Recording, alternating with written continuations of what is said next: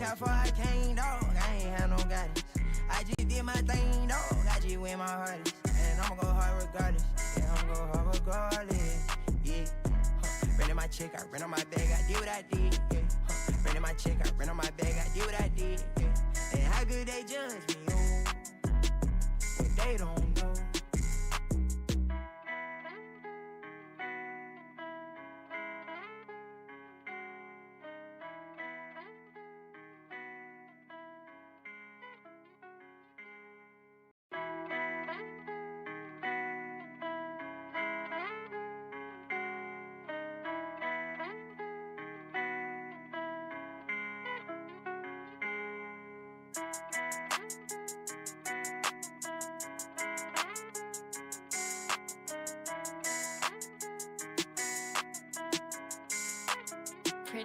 Look at what I did, look at what I started. Look how far I came, dog. I ain't had no guidance. I just did my thing, dog. I just went my hardest. And I'ma go hard regardless. Yeah, I'ma go hard regardless. Yeah. Renting my chick, I rent on my bag, I did what I did. Yeah. Renting my chick, I rent on my bag, I did what I did. Yeah. And how good they judge me, oh, when they don't know. Setting Dylan Gabriel up. Look how far I came, dog. I ain't had no guidance. I just did my thing, dog. I just went my hardest. And I'ma go hard regardless. Yeah, I'ma go hard regardless. Yeah. Renting my chick, I rent on my bag, I did what I did. Yeah. Renting my chick, I rent on my bag, I did what I did. Yeah. And how good they judge me, oh, when they don't know.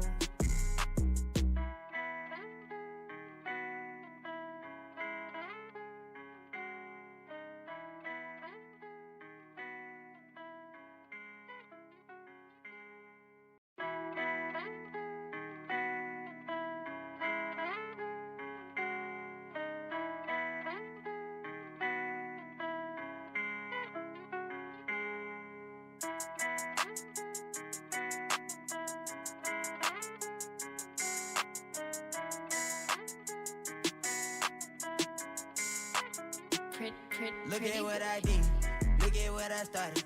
Look how far I came, dog. I ain't had no guidance. I just did my thing, dog. I just went my hardest. And I'ma go hard regardless. Yeah, I'ma go hard regardless. Yeah. Renting my chick, I rent on my bag, I did what I did. Yeah. Renting my chick, I rent on my bag, I did what I did. Yeah. And how good they judge me, oh, when they don't know. Setting Dylan Gabriel up.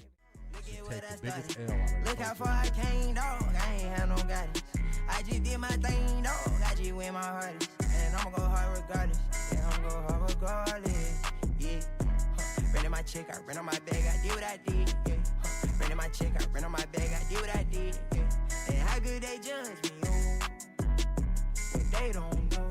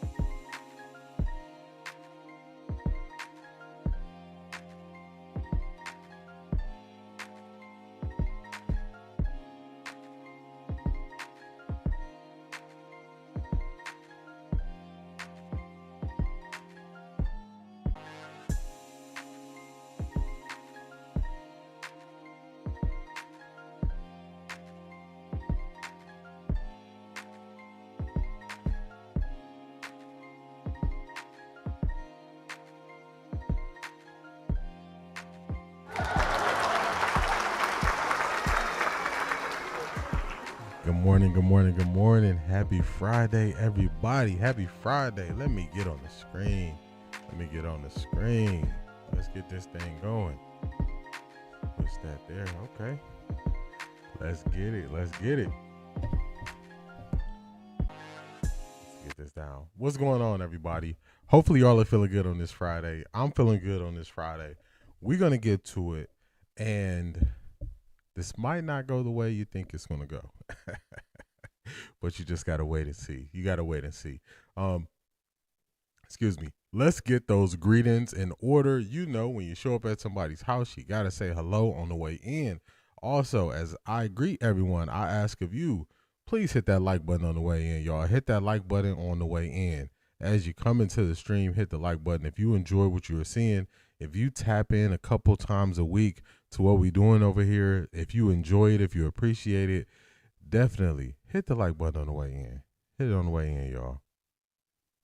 Okay, cool. Just I got this notification so late from Black Pearl, from what you sent me, Black Pearl. I appreciate you sending me that on TikTok. I got you.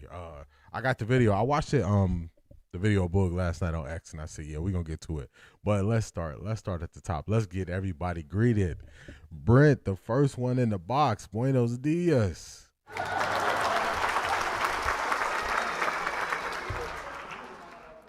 Daisha, happy Friday. How you feeling?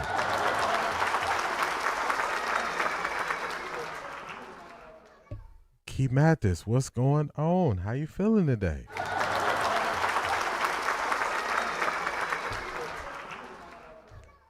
Good morning, Maya.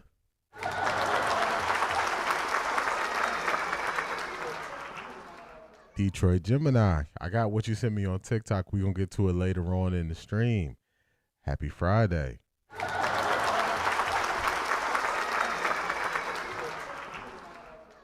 Felix, happy Friday. How you feeling?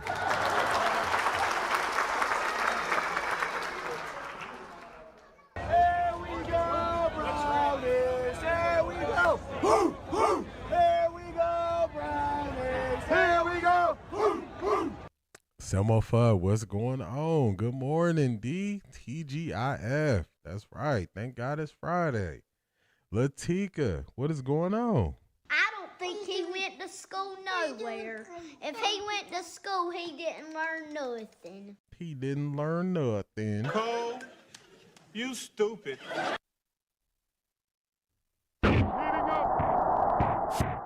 Zadrick, what's going on? How you feeling, man? How you feeling? Miss Pamela, good morning. A.M. Williams is here. Happy Friday. C. Brown Run, good morning.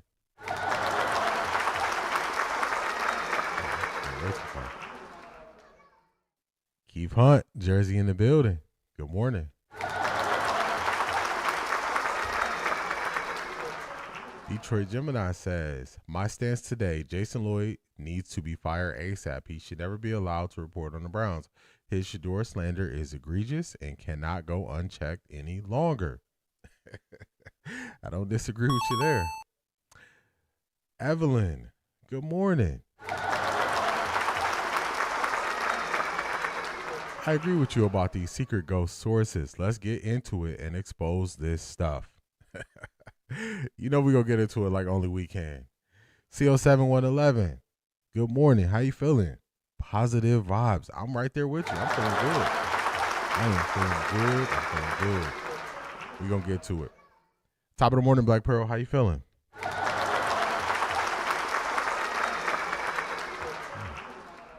chat kind of sped up on me. Where we at?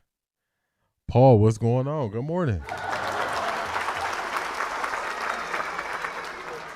Mo4, happy Friday. Folks believe in Jason already lack common sense and hate 12. We're going to expose it, y'all. All right, Jizzle, what's going on? Good morning to you as well, man. Good morning to you as well. Make sure I don't miss anybody here. Make sure I don't miss anybody. Vet 8000, what's going on? We're blessed this way. Hope all is well, bro. We going back to keeping our peace after today. I just want y'all to know, I never lost my peace. I never lost my peace. Today is going to be a day where I do a better job of not just yelling into the microphone and just going back to what I recall that happened. We're actually going to rewind it back, and we're going to go back to things that actually happened. So sometimes we can forget that we are actually speaking about football. And the good thing about football is you can go back. We can look at if Shedeur was able to articulate what the defense was doing. We can go back. We can look at him speaking after games and determine if he was able to articulate what the plan was and why a play might have worked or why it didn't work. We can just go back to the football. So just because I have a certain level of memory and I remember the times and situations, down, distance, and scenarios when this stuff was happening, instead of me just doing the ranting and wavering and the yelling and all those things, let's go back to the football. That's what this all is about, right? This is all about the football. All about the football. So the thumbnail is fun. I've always been against anonymous sources. This didn't just start right now, me being against anonymous sources. I was against anonymous sources during the draft last year. I was against anonymous sources when Tom Pelissero put out the article on NFL.com, just trashing Shedeur and other players. I've always been against anonymous sources, so that was just a fun way to play on the times. But always remember this. If you have a dog and you ever got home from work and you watched your dog sleep like they just worked a double and you the one that actually got off work, you know your dog was snoring. It was making all this noise. It was sleeping good. I want y'all to always remember, that is how I sleep at night. That is how I sleep at night. So just always remember that. Always remember that. Let me get my other earpiece in. What about this Ty Simpson? We're going to get to the Ty Simpson thing too. We're going to get to the Ty Simpson thing too. We're going to get to it. We're going to get to all of it. We're going to get to all of it. Ty Simpson explaining his relationship with Todd Monken and how he feels about Todd Monken. So we're going to get to it. We're going to get to it. Justin, good morning. Justine, good morning. Good morning.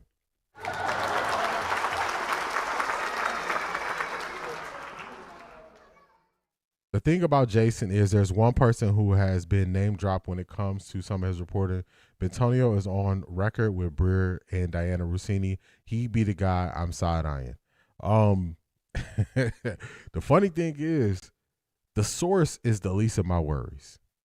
The source is the least of my worries because the source will never be exposed. I'm more focused on the information, not the source. When Asante said Wednesday, he got to show his source, I don't care about the source. Source don't matter to me, y'all. The source is the distraction. Now, there's a quote by Central C. It's not a quote, but it's in one of his songs where he says there's truth in lies. To me, the truth is most likely somebody really told Jason Lloyd this. The lie is the information that was given to Jason Lloyd. So I would be a fool to spend all this time focusing on if the source exists. It's the same way. If you've been here a while, you remember during the season, I was looking at when people said they were sabotaging. Paul, you know what happens when you post a longer comment and you put a period and you put a word right after it, then it'll think it's a link, but that's my bot, but I still got you. You didn't post a link, so don't worry about it. It's my bot. So I just lost my train of thought a little bit. I'm going to come back to it. I'm going to come back to where I was going. I lost my train of thought, but I know it's a point that I want to get to. I'll come back to it, though. Don't worry about it. I'll read some more chats. It'll come back to my mind, but it's going to be there.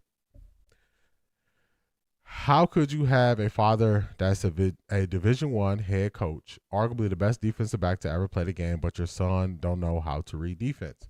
Paul, I'm right there with you. You have to look at the information. You got to look at the information. Let's see. Where do we leave off at? At least Rex Ryan lied on live TV, and he was debunked real quick. Easy.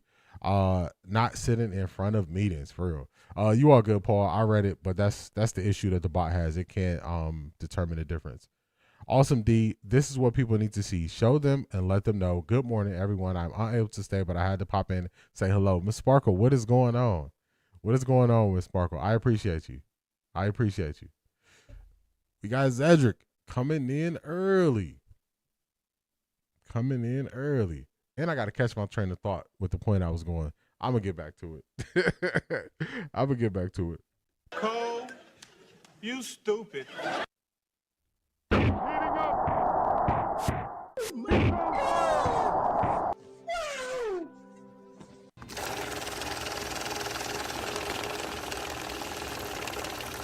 I got money. Shout out to Zedric. I appreciate you as always. You be multitasking. You be hitting us with the links.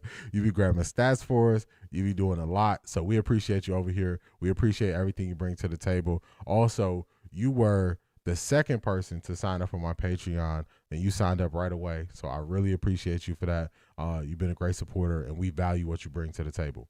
Blessing the stream this morning. I appreciate you.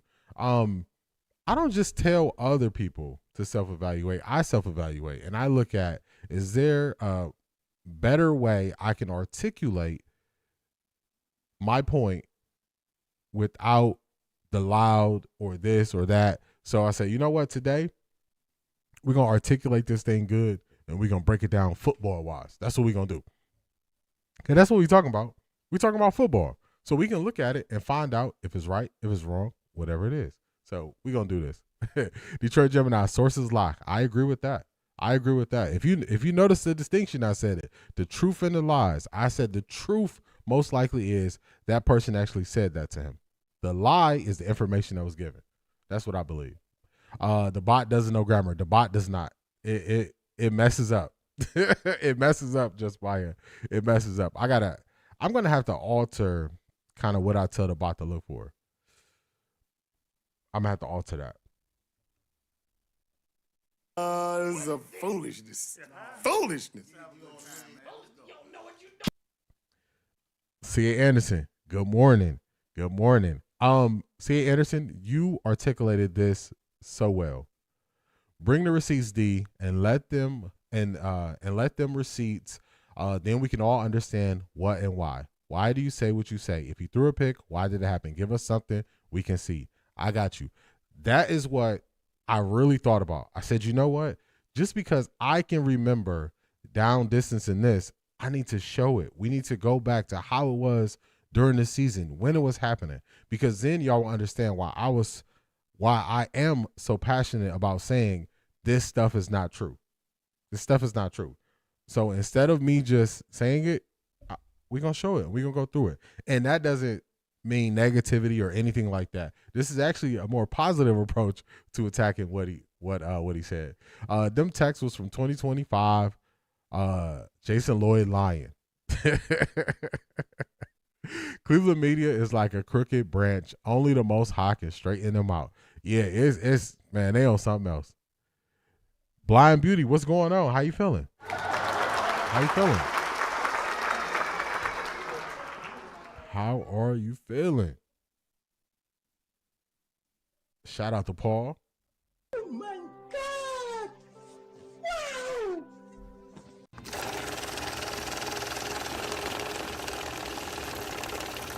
I got money.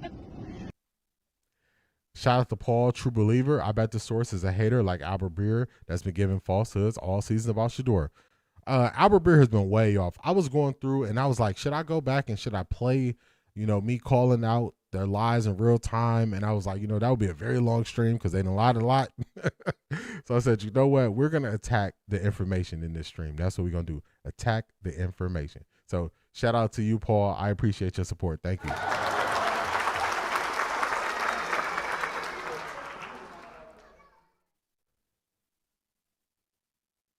Jimi Hendrix, what's going on? Good morning. Good morning, all. I'm a 67-year-old black man in America. Jason Lloyd is only an extension of the who spawned these type of narratives about the black quarterback since we begun gracing the NFL.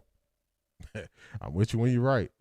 Wet 11s, what's going on? D, good morning. Sources put your name on it. That's why I don't respect it.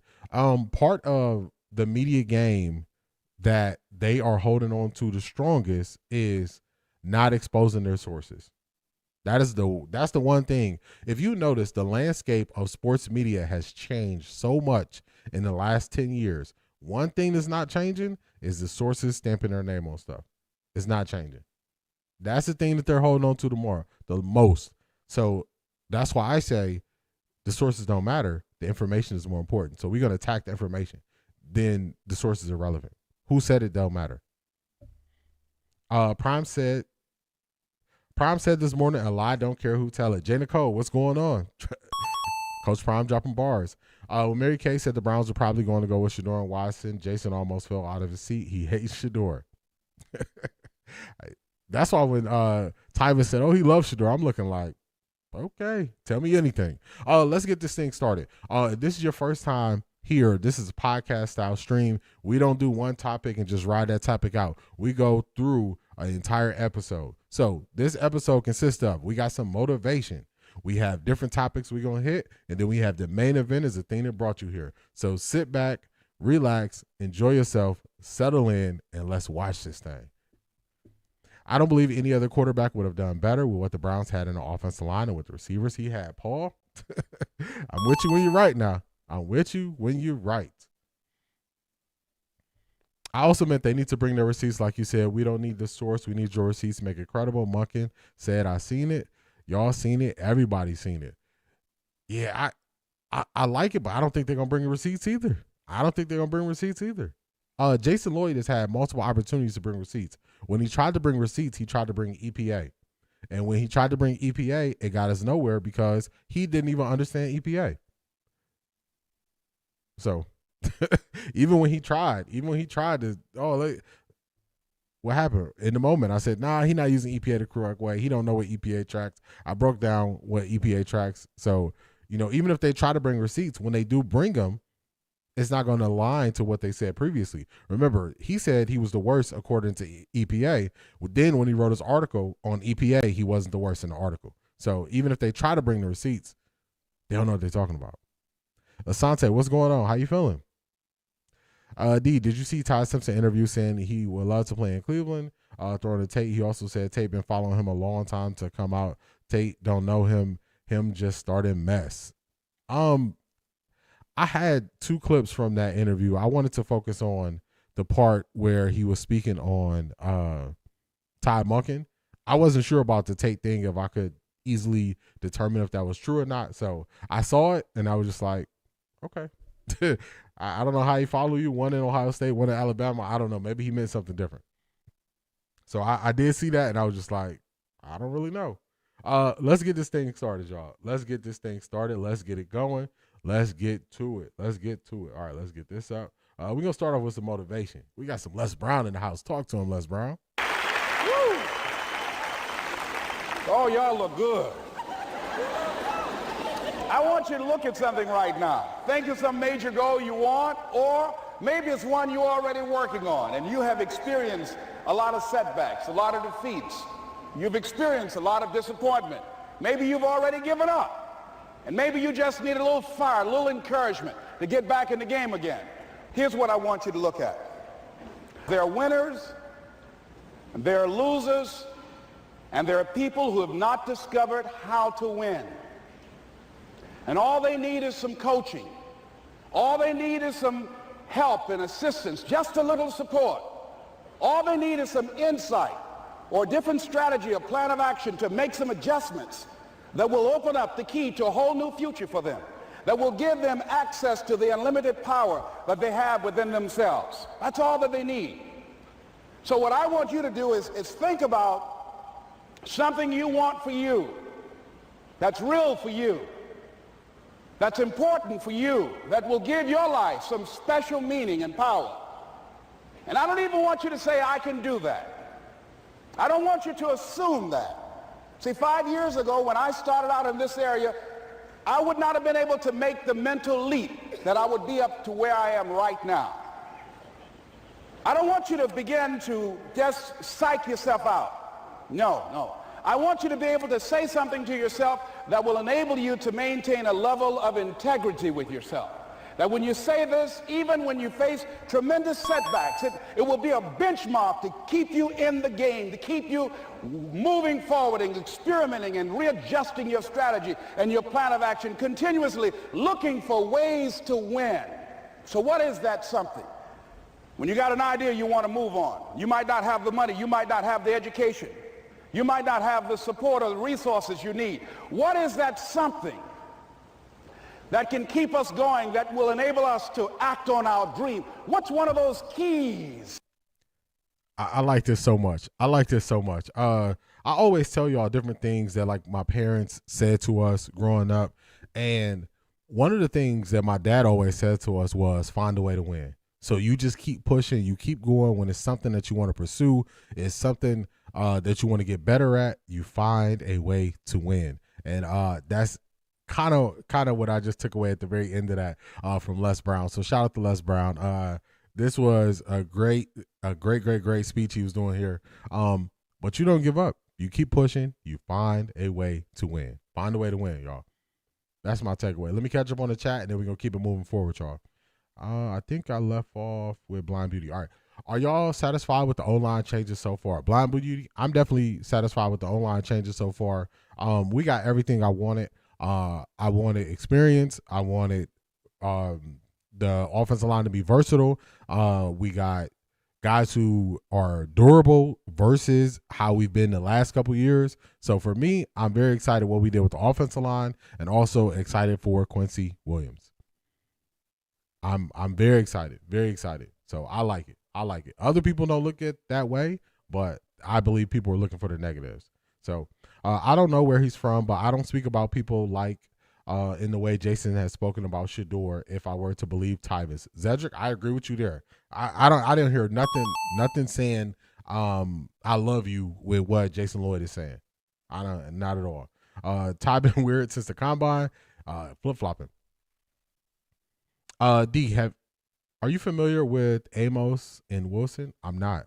Tell me more, Asante. Tell me more. Tate been throwing up the perfect timing all year, all season. Tyvis know he messed up trying to cover up for Jason Lloyd. Yeah. I don't know why he wouldn't jump off the bus when he had the opportunity to. I don't know why. He had opportunity, but he didn't. Let's see. Just because someone said it don't make it true. I agree with that. That's why I said I think it's truth in the lies. The truthful part is somebody told him. I think the lies are what they told him. So make sure y'all hear me right when I say that. Ty Simpson can come to Cleveland if he wants. Thinking stuff is sweet. He gonna get embarrassed by Shedeur. I would say don't even waste a pick. I would say don't even waste a pick. Don't even waste it. CD, you're right. Take the smear tactics. Okay. CD, you're right. They take the smear tactics and try to pawn it off as facts, and people are not letting them off with that nonsense. He's going to realize that locker room going to shut him down in the future. I agree with that. The source doesn't matter. I agree with that. Source does not matter. When you cheat and are handed things your entire life, it's hard to accept real talent. I agree. Ty leveraging his dad's relationship with Monken because he think he can weasel his way into a starting in Cleveland. We good over here, for real. For real. Everybody stay on that side when they switched up. You switched up, stay on that side, man. He wasn't, and he don't have as much experience as Shedeur or Dylan. Yeah, Ty Simpson does not have the experience, and his season fell off a cliff. EPA is funny, but he is the only rookie quarterback to throw for 364 yards in a single game, 3 passing touchdowns, 1 rushing. Why don't he talk about that? It doesn't fit the narrative. Oh, got you. I gotta look more into that. I gotta look more into that, Asante. I gotta look more into that. Let me, how old school. I gotta take them notes. Gotta write it down. All right, there we go. Oh, I have all his books and videos. Got you. Yeah, I'm gonna look into him. Tyvis, you cannot make us like Jason. You cannot. All this QB noise will die down after this year. I'm banking on it. I agree. I think that we're gonna win too many games and they're gonna get over it. It's clear that your source was Goatface Kevin, not Ghostface Kevin. Not Ghostface. Let's keep it moving. What we got next on the docket? We got this right here, y'all. So when I say they don't know about football, this is what I mean when I say they don't know about football. Instead of me just saying they don't know about football, I'm just going to show y'all them speaking on football. Let's see. Now they're saying J.J. McCarthy. Now, we're going to get about halfway, and they're going to ask a question. Different than drafting a guy. Like, I don't know. You get a head start because it's somebody who's been in the league for a couple of years, whose future do you feel better about, him or Shedeur's? Whose future do you feel better about? Well, I was the one who said right after last year's draft that J.J. McCarthy would not have been drafted number 1 overall like people tried to say. I was the one who said in Michigan, J.J. McCarthy was not allowed to throw the ball in key moments. I was the one who actually watched the games that J.J. McCarthy played in college. I also know that J.J. McCarthy doesn't have the required amount of confidence to play quarterback in Cleveland. Everybody says that the quarterback in New York or a big city is the hardest job. The quarterback in Cleveland is a different level of hard because of what you deal with in the media. So I don't believe he has what it takes to be the quarterback in Cleveland. I thought this was laughable. Even them bringing this up, they need to. Stop it. Get some help. They need to get some help. Stop trying to ruin someone's career based on hearsay. I agree. Do you think Antonio going to ATL? I don't know where he's going. I think it's a bad sign that if he wanted to be a free agent, he didn't let the Browns know, so they wouldn't take a $23 million cap hit. They did that to give him more time. But I think it's a bad sign with how he did that. So I think it's a bad sign. Truth is one of the reasons he got the job because he had the best plan to develop Shedeur. That was one of the things they highlighted. Now all QBs want to be in Cleveland. Be serious. Stop hopping on the trends for real. They do anything for clout. What if the Browns face the Dolphins or Ravens AFC Championship game? That would be crazy.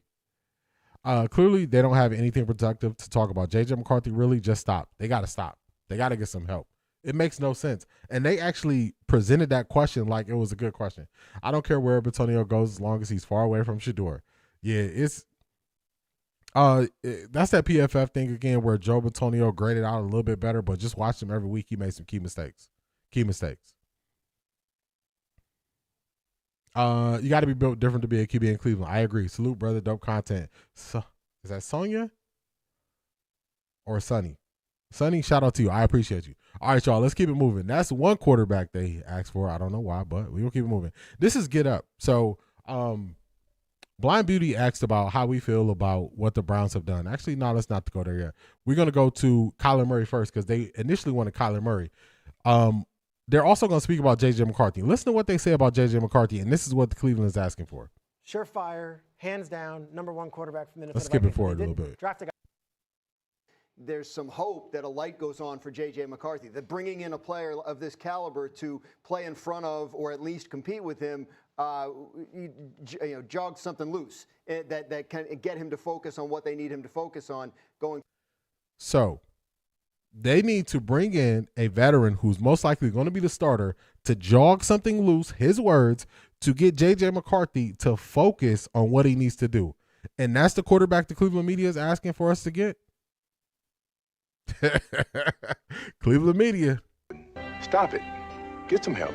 It's not going to work, y'all. It's not going to work. They don't even know who they're asking for. When they just say another name at quarterback, they're just asking for somebody else who they're trying to do all these different things to pull more out of that quarterback. I'm cool. I'm cool. I'm cool on JJ. I'm cool. I'm cool on him, y'all. Cleveland media kills QBs. Can these babies handle it? Shedeur is special and built for it. The QB babies will have a nervous breakdown. You need to be a different level of person to play quarterback for the Cleveland Browns. Different level. JJ had all the time given to him in the starting job with the Vikings. He did not take his fault. You're not coming here by. Yeah, it don't even make sense. Don't even make sense that they're asking him now. Browns had to stop recycling people. I would say this. If I'm going to look at this and be fair about it, I'm looking at the Cleveland Browns and how things are happening with them right now and them moving forward. I'm not looking at what the Browns did in 99. I'm not looking at what the Browns did in 2003. I'm not looking at what the Browns did in 2005, 2007. I'm not doing that. It's different people in charge. I'm going regime to regime. If you want to talk to me about what Kevin Stefanski and Andrew Berry and whoever else is making decisions did, we can definitely talk about it. But this is a new regime, so I'm not going to what happened in 99 and trying to put that on what they have going on now. I'm not going to do it. I'm not going to do it. Have you ever had a dream that you want? Don't even make sense. You could do. Don't even make sense. Where we at? AB and Todd Monken going to change the culture in Cleveland. They already are. The closer Shedeur gets to being QB1, the more salacious the Cleveland media will get. They have nothing else to talk about. Nothing at all. Someone could be feeding bad information because they didn't like how Kevin was being perceived as a bad coach by Shedeur. That's possible. Cleveland media just stupid. Latika said, I'm not messing it. They just stupid. Preach D so JJ could get a chance after chance, but Shedeur career is over if he makes mistakes.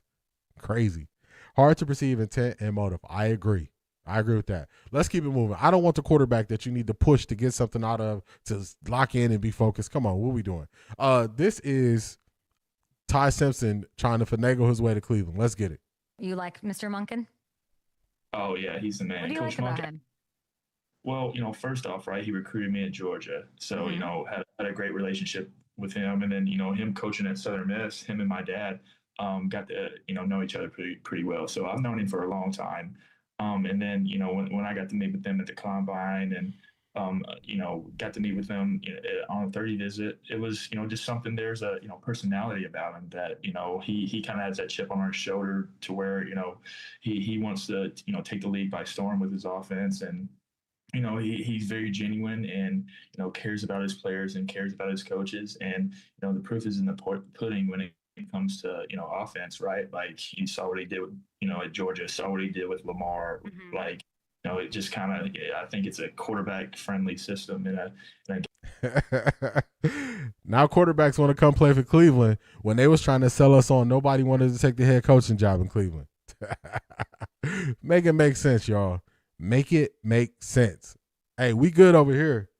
We good over here, man. We good over here. Everybody stay on that side when they switched up. You switched up, stay on that side, man. We good over here, Ty. We good over here, man. We are good over here. So Ty Simpson graduated before he don't even have 15 starts in college. We good over here, man. We good over here. Hard fast rule: quarterback don't have 25 starts in college. I'll pass. That's me.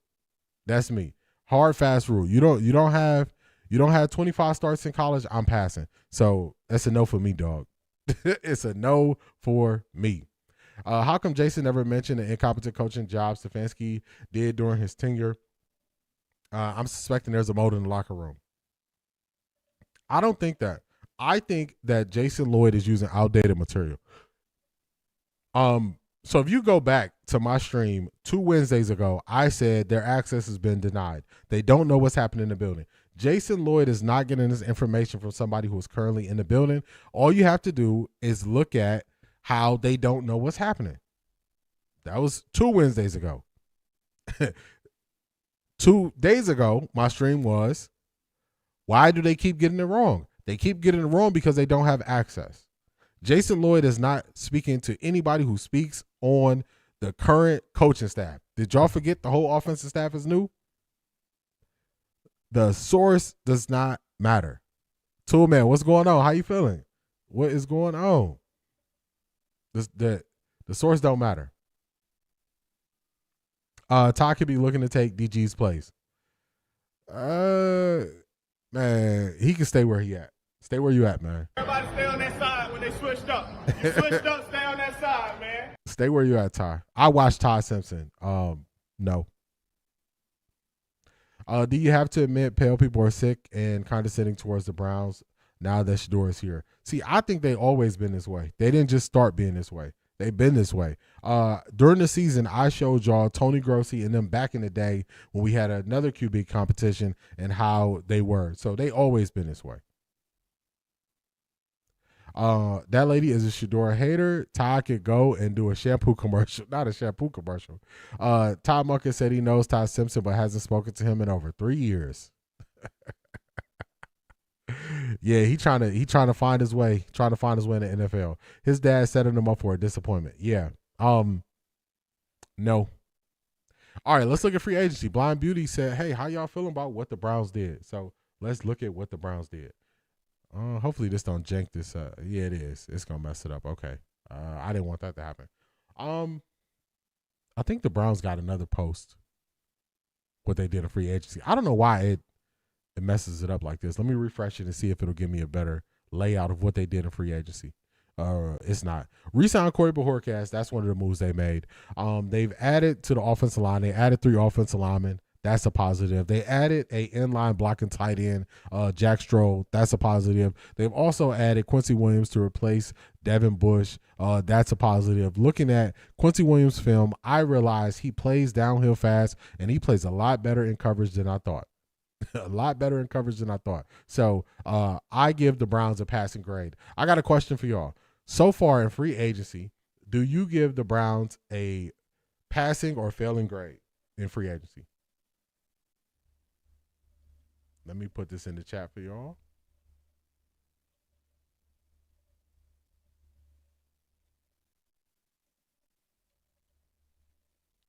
All right.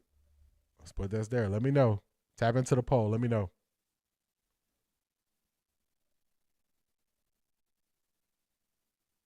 Where we leave off at?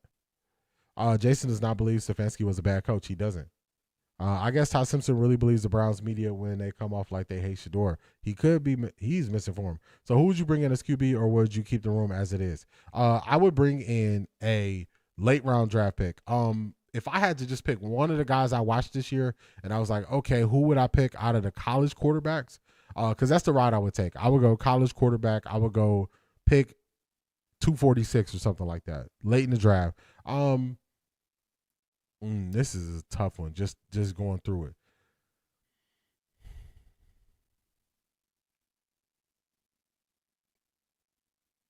Maybe Garrett Nussmeier. In like the 5th round. That's about it. Maybe Garrett Nussmeier. Because I'm just really thinking back through. Cade Klubnik, no. Carson Beck, no. I can't think of the super athletic quarterback, but y'all know how I feel about overly athletic quarterbacks. No. Yeah, just guys is not there. Probably Garrett Nussmeier. That would be the one I would pick to draft late. And I would draft him as a backup. And I would groom him to be the backup, replacing Deshaun Watson when he comes off the books next year. That's what I would pick. They didn't talk positive about Baker Mayfield. Media is toxic and about to be exposed is not creditworthy. That's a fact. They never talk positive. Haynes King, I like Haynes King. My issue with Haynes King is the type of offense he played in. The type of offense he played in at Georgia Tech. I just don't know if that is really transferable to the NFL. I don't want Drew Aller. Carson Beck played for Monken at Georgia, but I don't want Carson Beck. I don't want Carson Beck. No. Let's see where we leave off at. The previous regime made up a lot of stories about Shedeur and got about as many as right as they got right on politics. How many times we're going to keep repeating and trusting fake news? That's a fact. I like the Williams guy. Pass so far, no questionable moves made. Good roster fits, mentality. They all have a chip and something to prove. I agree with that. No to Ty. I'm right there with you. No to Ty. Browns are not A+, but I think they are a solid B for the garbage they started with. I like it. Yeah, I'm cool on Drew Aller. I'm hoping free agency isn't over, so I'll give them incomplete. For the most part, the big moves in free agency have happened already. It's not going to be any more big splashes. Right now, anybody else they add is going to be on like minimum deals. So The big splashes are done. Wouldn't be surprised if the Browns draft Todd Simpson with their second pick. Typical Browns folks. See, that's the part I'm not getting in. I'm working my way away from. So what is happening is, let me put that on the screen, just change the screen up. What is happening is people are using the entire history of the Browns to determine what this regime is going to do. And I would say that's unfair. We don't grade anything else that way. We don't look at any other team and grade them based on what the last regime did. We don't do that anywhere else among sports. But with Cleveland, since Cleveland's been bad for so long, that is why people do that with the Browns. But then I would ask you, when the Browns were making all these decisions, who was in charge? If it wasn't the people who are in charge now, how can I put that on them? Kevin Stefanski had a bad offense before Shedeur got here. Should I put the bad offense on Shedeur? Did Shedeur make it bad, or was it bad when he got here? It was bad with Deshaun Watson when he was healthy. So I don't like putting the history of a team on a new regime that came in. Let the new regime do what they do, whether it's good or bad, and then we grade them on what they do. We grade them on what they do. So that's what I would say. It's a slippery slope once you start just looking at what the Browns did since 1967 and then putting that on the people that play now. So I don't look at it that way. I really don't know enough about football to say. However, I will say they passed because I did see what it looked like last year. Let me tell you, when I go back and watch film of these games and I see the offensive linemen getting thrown around and all that stuff, I'm like, man, there's no way it's not better. They better not take anybody before 144 or else I'm going to know something. I'm not putting this is not an attack at you, Black Pearl. I'm not putting no credence on where they draft a late round quarterback. This is a sensitive sore spot that we have based on what happened with Shedeur. But are the same people making the decisions that made the decision last year is the question I will ask you. Just like I said about the previous regimes, how are we going to put? Are we putting what Kevin Stefanski did on Todd Monken, or are we giving Todd Monken a clean slate? So I'm putting the line in the sand. I'm a lifelong Cleveland Browns fan. I've been a Browns fan my whole life. If you will fall into the trap of just being negative, if you try to look at the history and put that on the history of these guys. Can I put the fumbles of previous running backs on Quinshon Judkins? If we draft another quarterback or receiver like Cardinal Tate, should I put Jerry Jeudy's drops on the Cardinal Tate? We would never do those things. So I'm not carrying that stuff forward. I'm not carrying it forward. Because then you got to say, well, what if they draft them before Dylan? I mean, it just is. I'm not taking that approach. Beck will be gone by the 4th round. He could be gone. It's not missing nothing. Cooper Rush, he'd be a sneaky pickup for backup vet minimum. I don't know. Vets who don't have experience, who haven't played well, are getting paid. Kenny Pickett got $7.5 million. Kenny Pickett got $7.5 million for 1 year. So with the salary cap going up, vets are more expensive. I always said the most cost-effective way to upgrade your team is to go through the draft. I wasn't just saying that to say it. Would y'all pay $7.5 million for Kenny Pickett, or would you take a chance on a rookie being your 4th quarterback? I'm just asking the questions. So far, AB good, but if he draft Ty, I'll cross that bridge when we get there. I'm not going to start feeling negative about a situation that's over a month away. This is a performance-based situation. You have to continuously upgrade your resume with performance. So far, I grade AB on the free agency. I give him a pass. When it comes time for the draft, I will grade him again. That's how it works. It's no blanket grades. It's no blanket grades.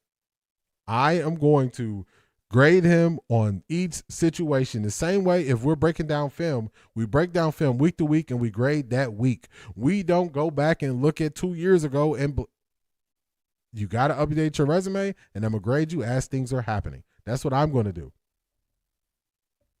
So Batonio was the source. Got it. I don't know if Batonio was the source, Lex. I'm not going to say you can't feel that way. I don't know who the source was. Like I keep saying, the source don't matter to me. Looking at how the chips of this offseason is falling, is we going to be in a tough defensive division and we'll be competitive and we move the ball and get some points. I agree with that. The media blaming everything on Shedeur, brother. Last remember who were the great QB that played in the past Super Bowl. I still do. I guess I'd be upset too if I were allowed to stay in college until almost 30 years old and still couldn't compete with a 20-year-old from across the tracks. For real. I noticed a big portion of Browns fans haven't been able to separate what's happening from the last 6 years. I agree. I agree. So it's you got to separate it. It's when I put it in the sense of would you blame Todd Monken or would you grade Todd Monken on what Kevin Stefanski did? You wouldn't. So why would you do that anywhere else with the team? I'm separating it. I know people want to stir to put it all together. I'm not doing that. Tessa, what's going on? Well.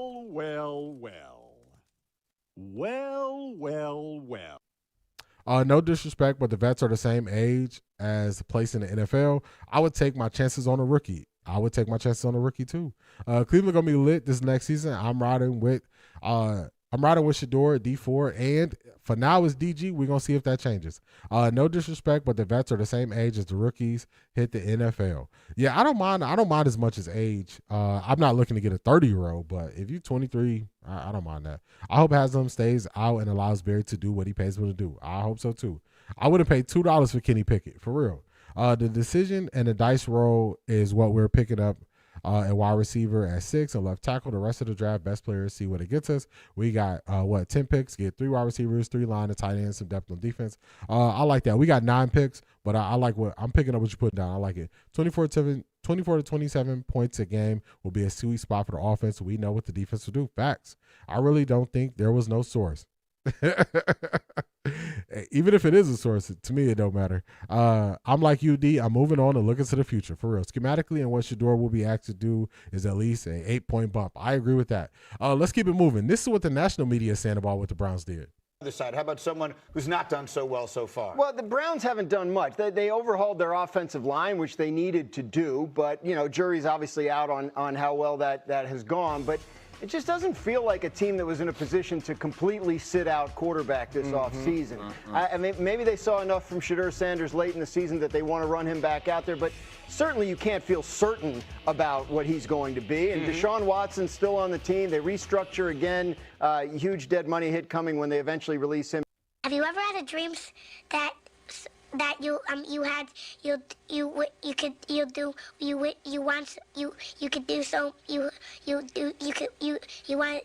to. This is why I say you got to go back and listen to what you say. It don't even make sense what he just said. He just said his knock is they didn't upgrade the quarterback position, but then he talks about the cap situation, the cap circumstances, and how they didn't have the money, and how the bigger need was to upgrade the offensive line, which they did. These people don't make sense, y'all. They don't make sense. How does that make sense? What are you saying? They just can't get it right, man. They can't get it right. They can't get it right.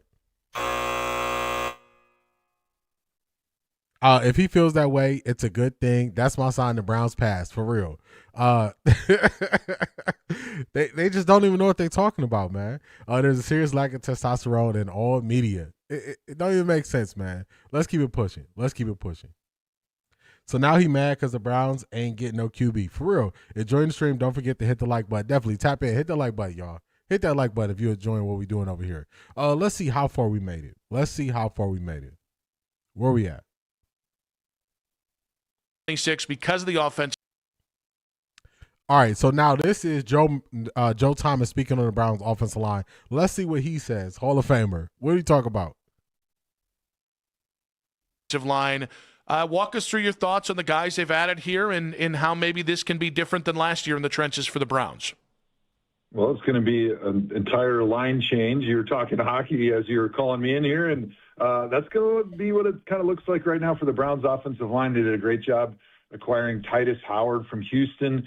They brought in, before that, my offensive line coach, who I had the longest during my career, George Warhop, one of the best offensive line coaches in the NFL. He was fantastic with me, and he's gone on and done great things everywhere he's been. He's got experience with Titus Howard, so he knows what he's all about, and I think he's going to be a huge addition for the Cleveland Browns, not only George, but Titus. And then I thought they did a great job. Zion Johnson, guard, Elton Jenkins, who's a guy who I got to see a lot up close in person, being that he was with the Packers.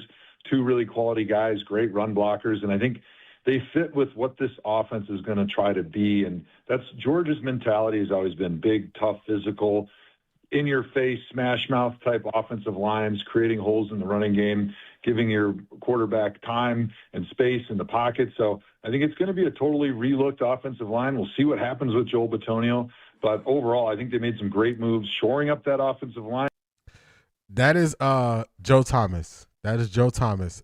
Do y'all look at their facial expressions? Are y'all seeing this? Are y'all seeing their facial expressions?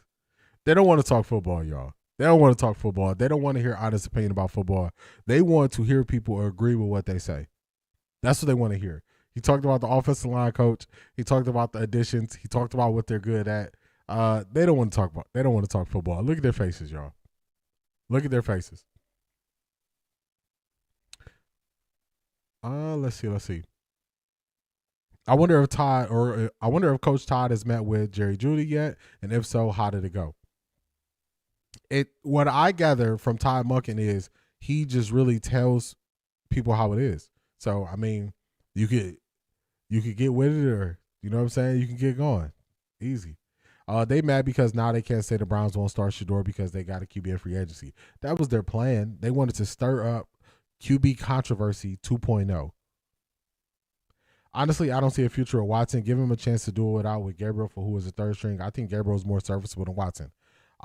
What people forget is Deshaun Watson's shoulder is the issue. If you notice, when I tell y'all why I believe Deshaun Watson is not going to be a big factor in starting, it's his shoulder. He cannot get the ball where he wants it to go. And I broke it down on my Patreon. I broke down the last healthy game he had. He could not get the ball where he wanted to go. That is a problem. They don't want Shedeur being the Browns franchise QB, but his play is going to prove all of them wrong. That's why they didn't want to play him over Dillon. I agree with that. I really think Zion will be a steal for the production we'll get out of him. I agree. Because people forget that we struggled in the run game. Quinshon Judkins was making a lot of stuff happen. He was making a lot of stuff happen, and they weren't opening up the biggest holes for him. They were getting a lot of holding and all that stuff. So, I told y'all, February 6th, 2026, I said the Cleveland Browns will win more games than the Atlanta Falcons. I'm not changing that stance. I still feel the same way. Agreed. They're giving Jeudy a chance to gel with Shedeur, and if it doesn't work, Jerry got to go. That's it. Every plan they put out is getting stepped on in real time. Real time. So, remember, follow along with me, y'all. Access has been denied. Why do they keep getting it wrong? Follow along, y'all. Stay with me now. Stay with me. Y'all picking up what I'm putting down? All right, let's keep it going. I got another one. Shout out to Detroit Gemini for sending me this. Shout out to Detroit Gemini for sending me this. This is what they heard from. They got an article, and they said Shedeur is a big winner in USA Today. Let's see how they react to it. Called Shedeur a big winner from free agency. Yes. Walk me did. through their logic on this one. Well, their logic was basically what happened with the offensive line. And so what they have here is the Browns did precisely what first-year coach Todd Monken wanted, pouring into their offensive line. They go through all the offensive line additions, and more offensive upgrades are likely coming in the draft where GM Andrew Berry owns a pair of first-round picks, including Jacksonville's. It should mean a magnificent opportunity for Sanders to assert himself as QB1 in 2026. I don't know if I look at this as a magnificent opportunity, but if we're talking about winners of what is going on between free agency, I think to give Shedeur the win in a battle he hasn't won, first off, was quite amusing to myself, but also, if you take it as gospel, and not many people do, that he is the week one starter, then yeah, you'd look at him as a pretty big winner, all things considered. All right, let's see what USA Today is saying. They're sitting at a big winner because the Browns didn't add a quarterback. It doesn't look like they're going to add a quarterback early in the draft. They're upgrading the offensive line. They're assuming they're going to upgrade the wide receiver room. Do you believe Deshaun, if it's only 3 on the roster, do you believe Deshaun is going to beat out Shedeur? No. Do you believe Dylan Gabriel's going to beat out Shedeur? No. So now can you see why USA Today is saying that? It's more that they don't want to Shedeur to be the starter, not that they don't see a path or not that they don't see a reason why. That's what it is. Watson should retire, but the contract he got, I would do what he's doing. Smile and collect the check, for real. Might be a hot take, but I don't think the Browns want a franchise quarterback, period. They live off selling uncertainty. I don't think it's the Browns. I think the Browns media doesn't want a franchise quarterback. I think the Browns want a franchise quarterback. And proof is what they were willing to give up for Deshaun Watson, believing he was a franchise quarterback. Now, we can go based on the results and see that the results of the Deshaun Watson trade didn't work, but just you being willing to give up that much means you have a desire for a franchise quarterback. Now, the Cleveland media, do they want a franchise quarterback? No. No. The Cleveland media does not want a franchise quarterback. These guys don't want a franchise quarterback. Everybody stay on that side when they switched up. You switched up, stay on that side, man. That's it. Access denied. Love it. I hope y'all picking up what I'm putting down. Nick was crying that Kyler signed with Minnesota. I don't know why he thought he wasn't. It'll be August before they admit Shedeur was a starter all along and there was no competition. For real. I just play their words. Oh, that's the clarity. Left a word off. Media is the key word I left off. All good, Cedric. All good. Yeah, the Browns, they're dying for a franchise quarterback. The media, they don't want it. They don't want it. They don't want it at all. All right, I think that's it. We've had enough of the Cleveland media. I think it's time. I'm going to give y'all what y'all came here for. Let's do it. Let's do it. So, from HBC. Let's pause this. So, we made it. It's the main event. Let's get ready to rumble! For the main event, we had to rewind it back. We're going to go back to Shedeur after the Buffalo game. We're going to break down this entire press conference. Once we break down this entire press conference, we're going to go to the film. I can't play NFL video. Other people can. They give me copyright strikes for playing it. So I have some still shots that I'm going to show you and reference the play that Shedeur is breaking down. This is going to show proof perfect or proof positive he understands what the defense is doing in that situation, what they're trying to take away. Then we're going to show some plays where Shedeur was hot. We're going to explain what being hot is, and we're going to show how he handled it. We're tackling the points what Jason Lloyd said, and we're going to finish it up by breaking down what Boog had to say. Boog is right there. He's very close to Shedeur. We're going to see what he had to say about what Jason Lloyd said. So it's time, y'all. Let's get it. Starting with a little throwback. Because we're going to get to the football. So here is the football. Let's go, Shedeur. We're going to watch this whole press conference and break it down, so get prepared. ECU to Power 5, now to the NFL. What has been most helpful to you during this NFL process? I would say each step been the most helpful for me, because a lot of different perspectives, it's a lot of different viewpoints and different aspects of life, and I feel like everything, you got to go through, everything, every moment you gotta live through, and each of those are building blocks to help you throughout whatever situation you're in and help you be thankful also. What happened with the finger, and what was that whole episode like for you? I don't know. You can look online and see what my finger looked like if you want. I'm sure they got the details on there. I don't know. My pinky was just like, I put in my hand warmer. I'm like, why is my pinky not getting cold? I mean, why is it not getting warm? Then, I threw Quinshawn a little route down. What's going on, Shanithia? Broncos country, let's ride. Broncos country, let's ride. Come to OffThaRecordDee, where we going to read your super chats. Your voice is going to be heard. On there, then it like kind of was a little high. And I was like, dang. So then it was over with. And then I did everything, you know, to come back because I didn't want to put like Dylan in a bad situation, you know, like since when I was a 2. And like it's tough. It's tough to play that role because you don't get reps, you don't get anything. And I was talking to him. I said, bro, my bad, bro, for putting you in that situation, you know, because it's not ideal, and I want, you know, him to be prepared whenever he was out there, you know. So that's really how all that went.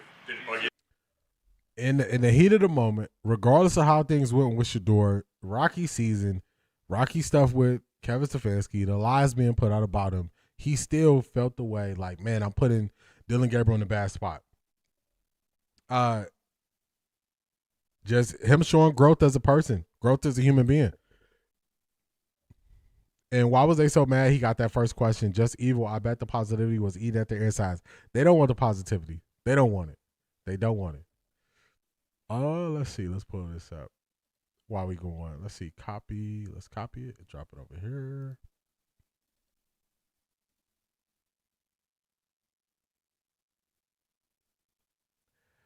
Even in the moment, he was thinking about what's best. That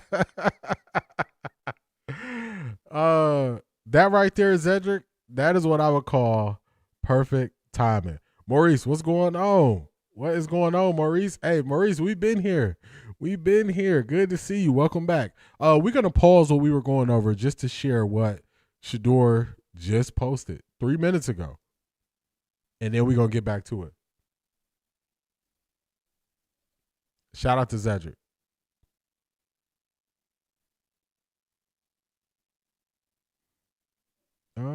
Let's do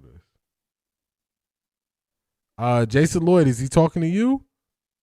Learn to value the opinions of those who care about you, not the noise from everyone else. Jason Lloyd don't love Shedeur. He don't have no love for Shedeur. Hey, this right from Shedeur. It's right from him. Shout out to Zedric. Well. It's right there from Shedeur. He put this out 4 minutes ago. This is from today, y'all. Let's go. Let's get back to Shedeur breaking down after Buffalo. Perfect timing right there, Zedric. Shout out to you. I appreciate you. Always on top of it. When I tell y'all Zedric be on top of it, multitasking, he on top of it. Give him a second half at all with the bandage on it? At that point, like, I just had to accept fate. I just accepted, like, okay, this what it is. I can't think about it. I can't, like, complain about it. Were you unable to throw the deep ball because it's picky? No, I don't think. Nah. What did you see in the Bills? I wouldn't have came back if I couldn't throw. What did you see in the Bills' offense on tape that played to your advantage? It seemed like you was in a rhythm early in the game. So, you know, what was some of the things you was able to capitalize off of? It's really just building off last week. It's building off getting to the checkdowns. When you see it, pull it, take it. You know, playing in rhythm, like all those different things. Like I lurk and I learn and I prove to myself. You know, like I can do that. You know, like that's an aspect of my game that I gotta be more consistent with. But I can see that, and like even the last drive, for example. Let me pause it because he's about to go into this play. Sanders has more class than me. I am ignorant. Charmaine. Charmaine, you've been here a long time, and you know what's the one thing I always say. At his age, he handles this way better than me. At his age, I'm telling y'all, way better than me. Way better than me. They would have been cutting press conference, cut the mic off. They would have been saying no more questions. I'm telling you, he handled this way better than me. He's handling this better than I would at his age. And I think that's another thing that people don't remember to do. People don't go back and look at how they handled things when they were his age. They go and look at it how the age they are now. So, of course, I would handle it differently now. But at his age, come on, man, I wasn't thinking like this. I was not. Zedric always coming through. I'm going to start calling you the plug. I told y'all Zedric be on top of it. I told y'all he'd be on top of it. Great words to live by from Shedeur. Great words. I agree with you, Keith Hunt. He almost beat the Bills playing a DG game, for real. His hate is personal for Shedeur. That's not critique. I agree with that. I remember when Shedeur came back in and Dylan act like he didn't want to lead the game. Shedeur had to tell him twice, get off the field. Hey, get up out of here, bro. Get up out of here. Yeah, he was like, have a seat. Get up out of here. All right, so let's listen to Shedeur break down this play, and then I'm going to pull up the play, and then we're going to go over it. Let's go. And Key Mathis said, no, at his age, y'all would have been bringing cartons of Newports at the Rice Street Jail in Atlanta, not cartons of Newports. Key Mathis, I'm right there with you because I wouldn't have handled it as well as he has, for real. I respect, and I was telling him like during the game, like I respect their defense. I respect kind of like their coaching and how it was, because if you understand, it was kind of like Tampa 2, that Mike Backer running, walling, taking that middle, because we had a through route, a vertical route from the inside. Then we had a dagger coming. But then as soon as and I'm like, okay, cool. I got the dagger. But then he peeled off and then was waiting on that dagger. So by the time I went there, then it was just hard to get back down. I ran out of time. So that's just like in those situations, it's like you got to tip your cap to them. Like, that's the whole why. Because if you playing like, that's the ideal coverage you want a dagger in. You know what I'm saying? But anything else, we would have got to the check down. We would have got to there quicker. But that's the why of you didn't just take that quick completion, because it was there, but that's good coaching. That's good.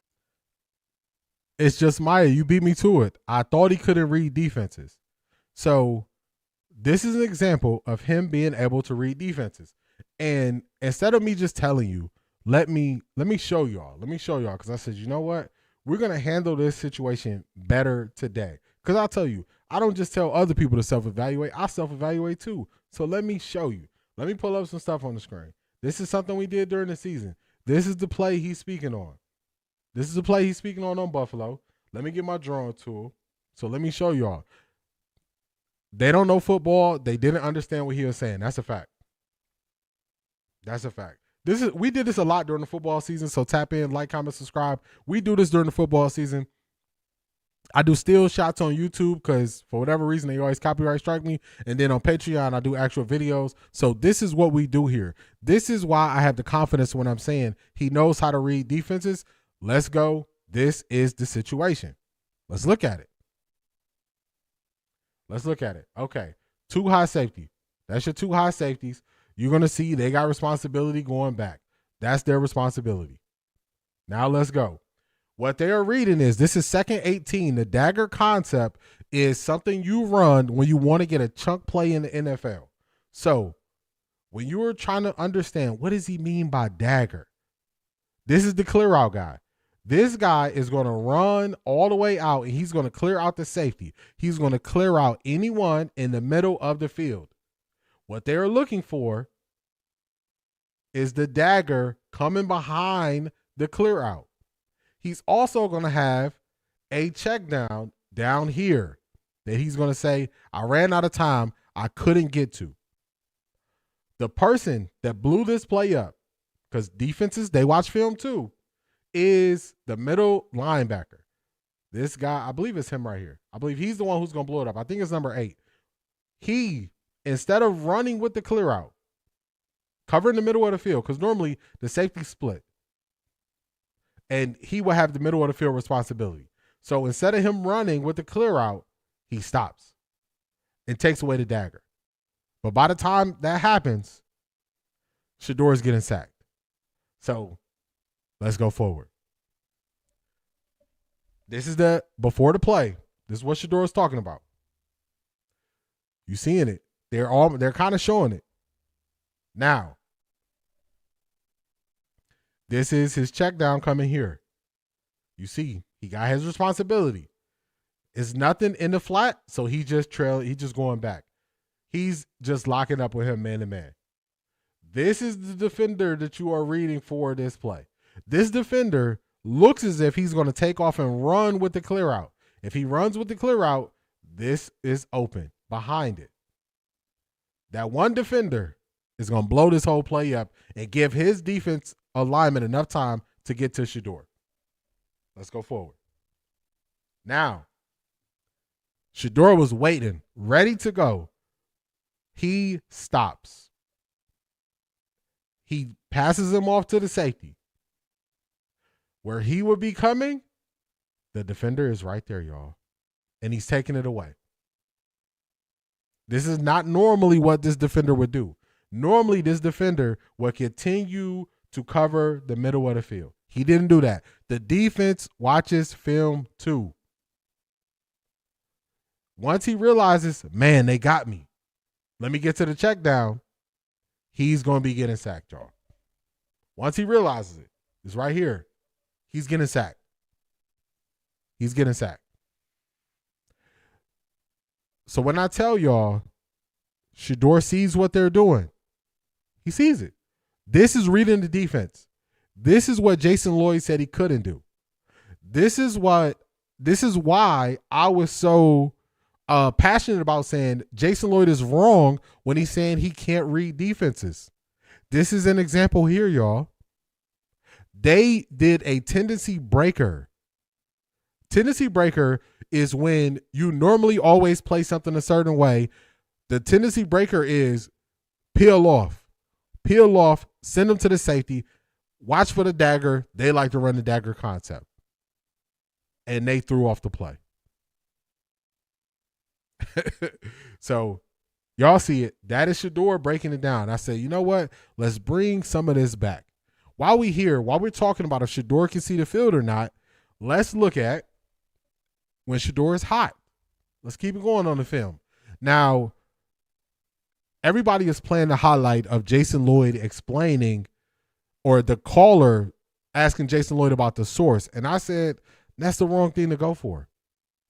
Make Jason Lloyd break down and explain what he is saying. Jason Lloyd, when you say he doesn't know how to see when he's hot, can you give me an example of when he was hot during the season?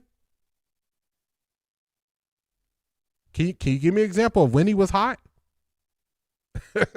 Jason Lloyd can't, but that's okay because I can. I got y'all. What is hot?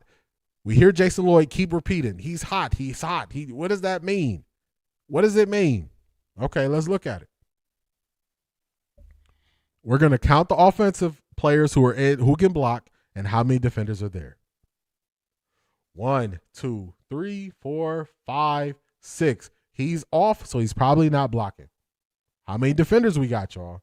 1, 2, 3, 4, 5, 6, and 7. What does that equal, y'all? Hot.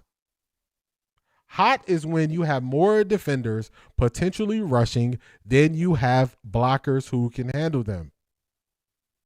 Jason Lloyd said he doesn't know when he's hot. He was hot on this play, y'all. What did Shedeur do? He identified he was hot.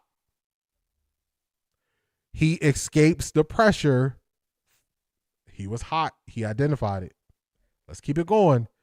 I'm pretty sure y'all know the result of this play.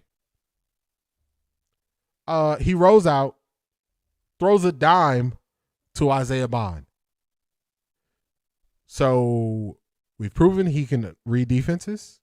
We've proven he knows when he's hot. Let's keep it going. I got one more for y'all. I'm not going to stop there. I'm not going to stop there. We're going to keep going. Now let's look.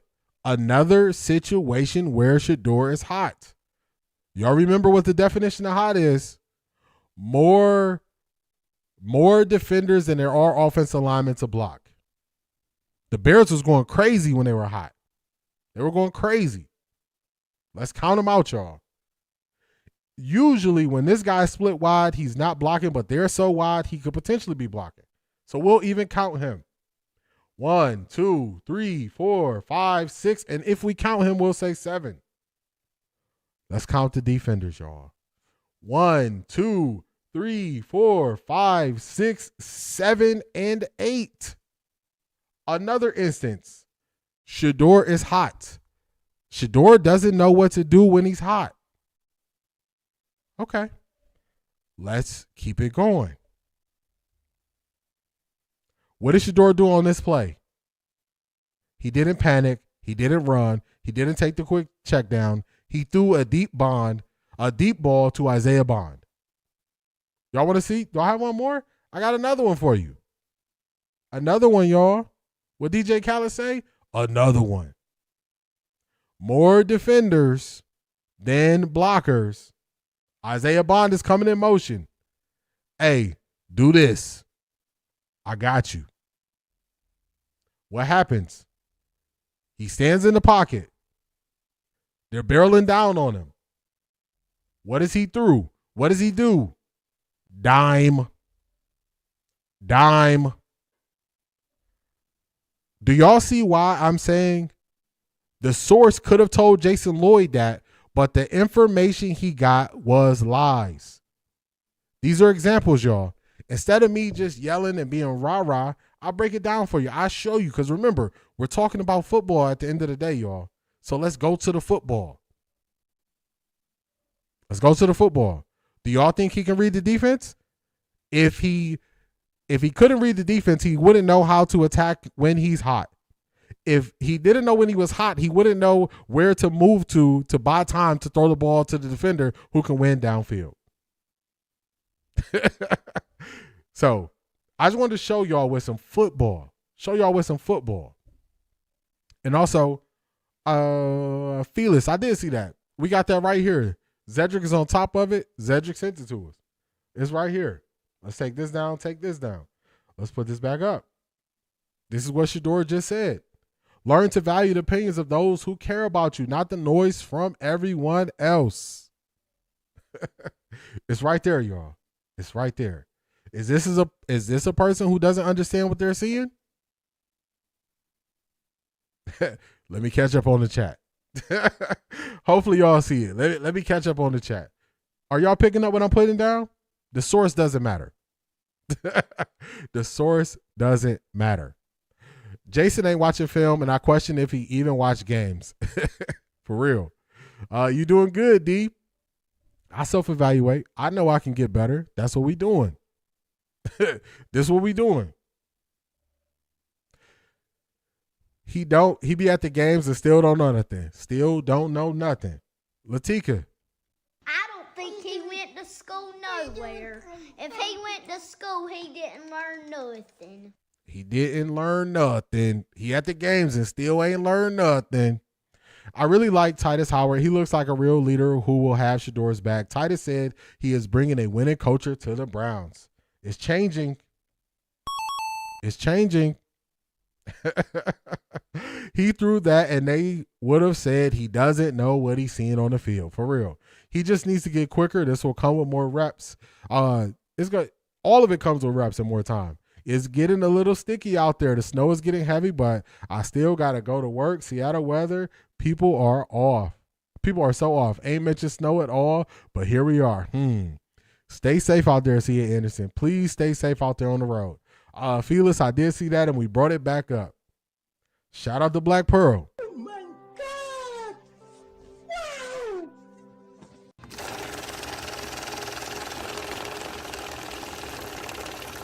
I got money. Shout out to Black Pearl. I appreciate you. Contributing to you for giving content receipts. Truth to the lies. Come on now. What do we do? We keep the CVS receipts, y'all. We keep the CVS receipts. We keep them. We keep them. This is what we're about over here. If y'all notice, whenever the conversation goes to football, my ears perk up. My ears perk up. I get a little bit more excited. I'm like, here we go. Let's get it. So, we talk about football. We can do the football talk. He could be quicker if wide receivers could get separation. That's true. I think both of those things are true, though. He could be quicker, and also he could be quicker if they have separation. You need to send this to Tyvis because he didn't know if Jason's info was right, but he was breaking down the film with G. Bush. Tyvis lying too. Just go to the football, y'all. Shedeur explaining the coverage and what they are trying to do. It's right here, y'all. It's right here. Do anybody here the CVS receipt printer while D is going through this receipt be 10 foot long? 10 foot long. All you went in there and bought an energy drink. All you bought was an energy drink. They give you a receipt long enough for you to wrap around your arm. He needs to get quicker with his reads regardless. He is a rookie, so it is expected he will get quicker over time. It is not. He doesn't understand what he is reading. I agree. He gonna get quicker. Browns are live with their free agents.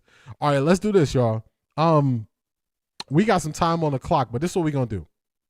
We're going to go to what Boog broke down, and then after we go to what Boog broke down, we'll go to the Browns free agents. So I hope you all got some time today.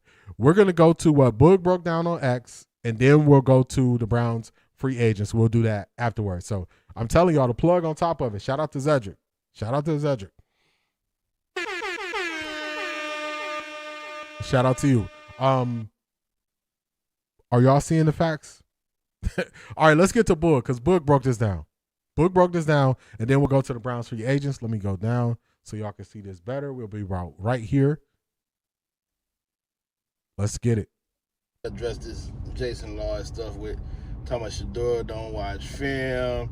He don't know when he's hot. He can't read coverages, all this blah, blah, blah, blah, blah.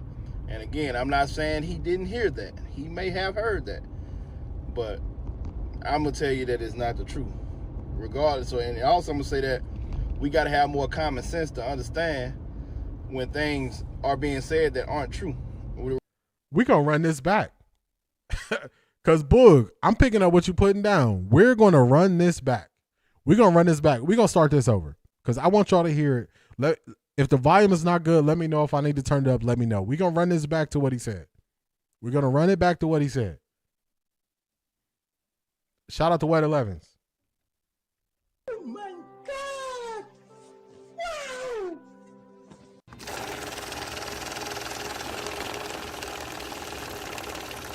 I got money.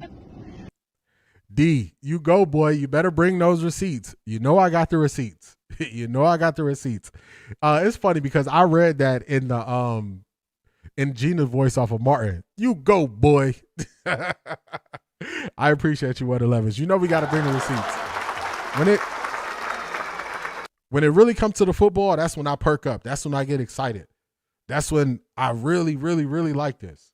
I really enjoy doing this, especially when it comes to the football, because I'm putting in the time, I'm putting in the work to gain the understanding. I knew which games to go to show you all the clips. So I said, you know what? Let me show y'all. Let me just not tell y'all. Let me show y'all. So I appreciate you. I like the fact that y'all are enjoying this. Let's hear Boog out. Let's see what he says in the very beginning of this. Let's listen to what he says, y'all. All right. I'm about to address this Jason Lloyd stuff with talking about Shedeur don't watch film. He don't know when he's hot. He can't read coverages, all this blah, blah, blah, blah, blah. And again, I'm not saying he didn't hear that. He may have heard that. But I'm going to tell you that it's not the truth. Regardless. Did y'all hear that? I'm not saying he didn't hear that. He may have heard that. But what I'm going to tell you is, it's not the truth. So what is he saying, y'all? The source don't matter. Have y'all heard anybody else say the source don't matter? The source don't matter. We go after the information. The source is irrelevant. You go after the information. So we attack the information. Now we've proven the information is false. Now do y'all see why on Wednesday I was so hyped saying all of this is false? All of this is not true? All of this is lies? Now, let's just do a little recap, and we're gonna let Boog cook. We're gonna do a little recap. He don't know any hot. He can't read defenses. He can only throw to open receivers. Is any of that true?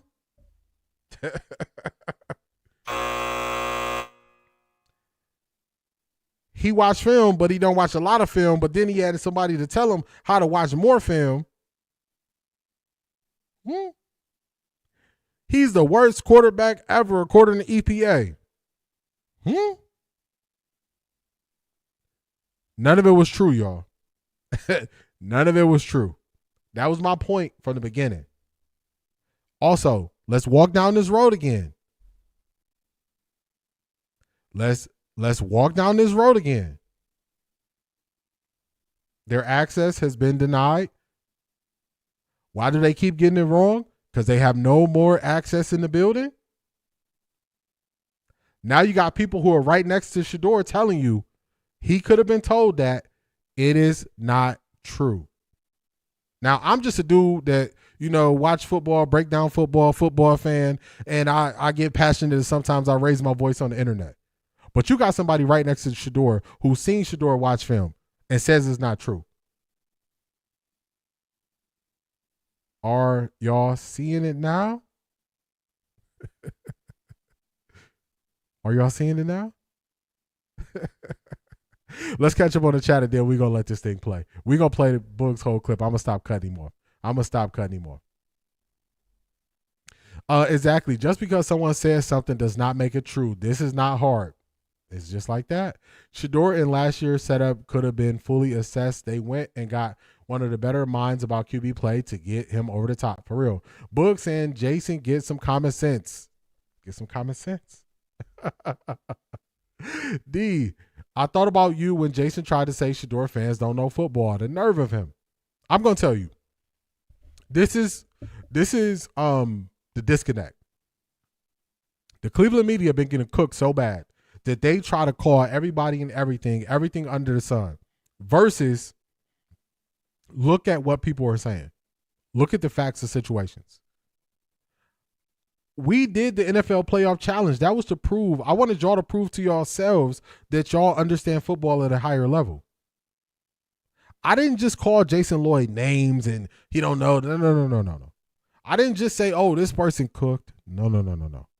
We went to the football and proved he doesn't know what he's talking about. When I'm telling y'all people don't know what they're talking about, I got to do a better job of fully laying out how they don't know what they're talking about. When I was telling y'all Dan Orlovsky don't know what he's talking about, I had to wait until it was a clip where he actually exposed he didn't know what he was talking about, and then nobody questions if he knows what he's talking about. Jason Lloyd don't know what he's talking about. Now do y'all see he don't know what he's talking about? None of it was true. That'll be a no for me, dog. For real. He doesn't know what he's talking about. He don't know. He don't know what he's talking about. Let's keep it going. We got Shanithia. Broncos country, let's ride. Broncos country, let's ride. Come to Off the Record D, where we going to read your super chats. Your voice is going to be heard.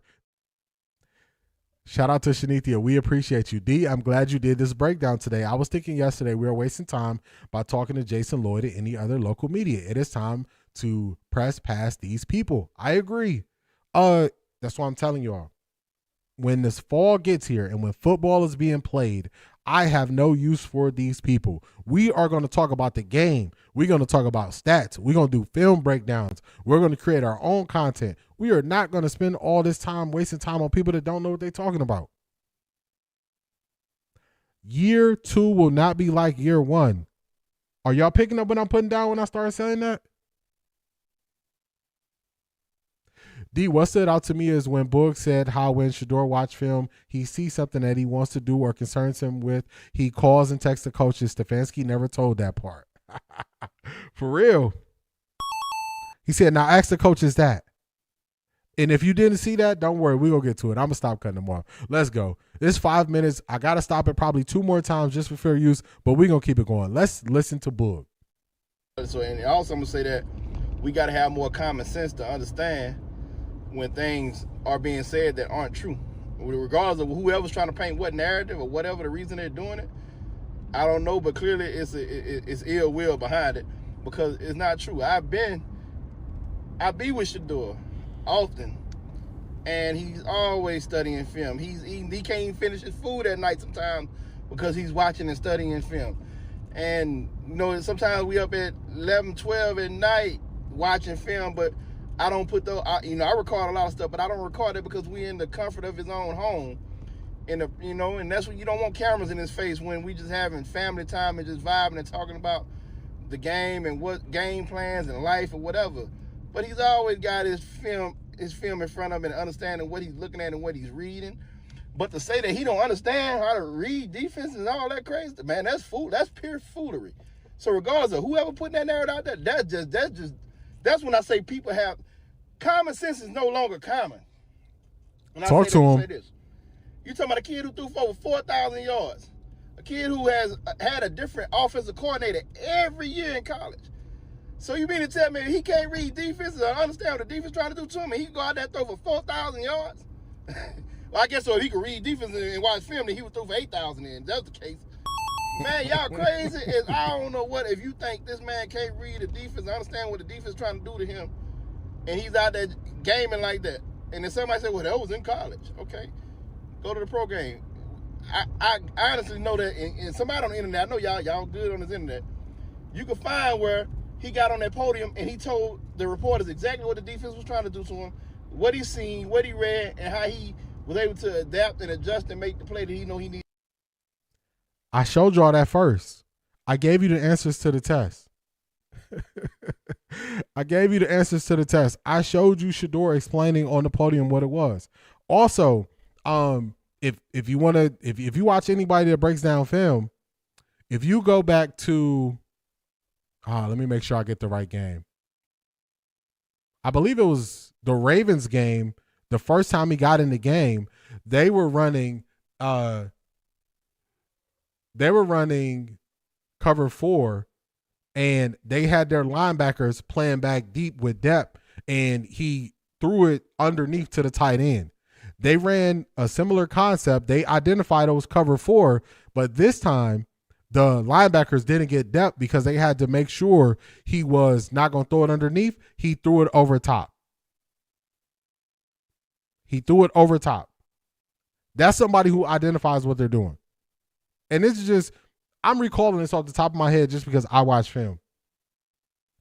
My ears perk up when they start talking about football because I know that's the part they don't want to go. So early on, y'all might have thought that this was going to be a negative stream. It's not negative because they talking football now. And you just walked into my lane and my arena. I'm the captain now when we talking football, Jason Lloyd. Not you. Jason Lloyd, you want to talk that football talk? We can get to it. I know you can't get to it. I know you want people to ask you about the sources. I know you want to say you got 25 years in the game. I know you want to say that. You don't want to get to Jason Lloyd. Explain to me what you mean when you say it's hot and he don't know. Explain to me what you mean when you say he watched some film but not enough. Explain to me what you mean when you say he can't read defenses. Explain to me what you saying. Break it down for me. Jason Lloyd don't want to do this football thing, y'all. He don't want to do this. Let's keep going. Let's keep it going, Boog. Let's keep it going. He needed to make. Shedeur's never had a problem with reading defenses, bro. Matter of fact, sometimes he's so great at it that there's been times where some plays have been called. He got to, and he seen what was going on, and he made him an adjustment that led to 6 because he understands what's going on. It ain't, you just don't magically get out there and just throw for 4,000 yards, bro, and 37 touchdowns, not understanding what the defense is trying to do to you and having a different offensive coordinator every year. You got to learn something different every year. Now, I will say this. Coming in, did he have certain rookie challenges like most rookies have? Especially rookie quarterbacks where the terminology is different from what he has been used to giving? Yeah, that's expected. The terminology is different, you know what I'm saying, from college to NFL.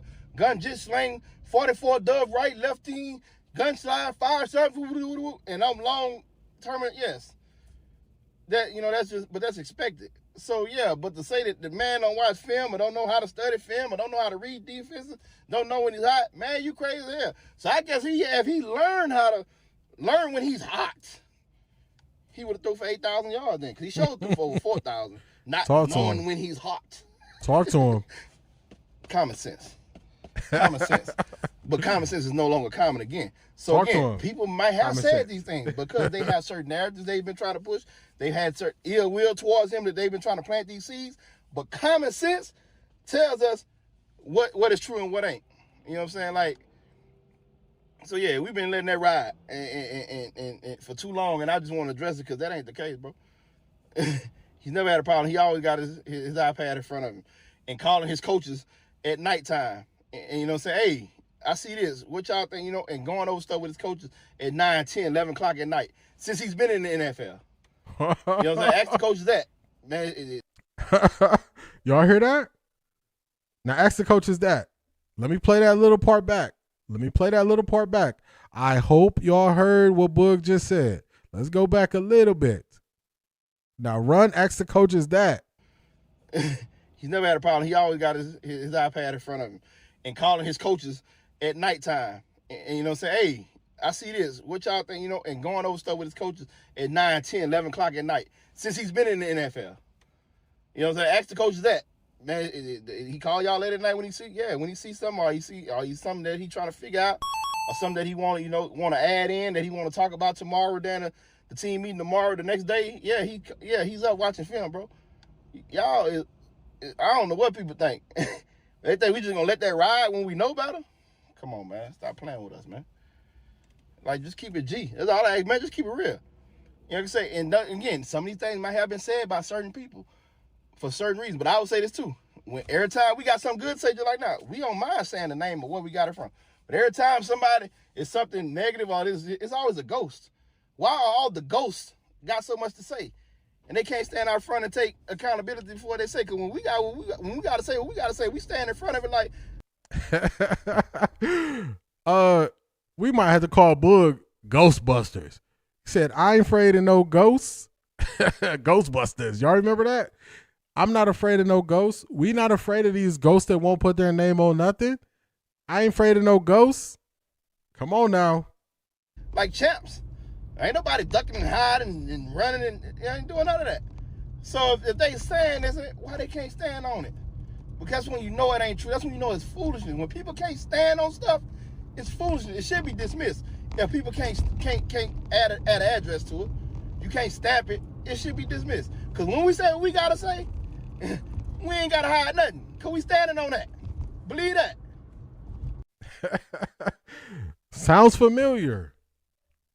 Do y'all remember at the end of my rant on Wednesday, I was saying I put names to it. I put my face to it. I say their names when I say it. I don't run from it. It almost seems like Boog views things the same way I do.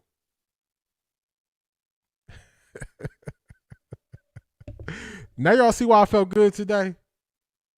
I know y'all seen the thumbnail. Y'all probably said, man, he gonna be yelling, he gonna be screaming. And I said, nah, this is an opportunity. This is an opportunity to talk that football talk. This is an opportunity to go to a place that they don't want to go to. I know they don't want to go here. This is the last place they want to go. Anytime somebody get on 92.3 The Fan talking football, they sitting there with a bitter beer face. Anytime. When they on UCSS talking football, they sitting there with a bitter beer face. This where I want to go. In this arena, when the Cleveland media want to go to the football side, boy, I'm rubbing my hands like Birdman. I can't wait. Let's go. Let's talk some football. I know they don't watch the film like me. I know they don't put in the work like me. I know they don't try to get the understanding like me. So when you say this football stuff, even if you say the source told you this, the source told you that, your source was wrong.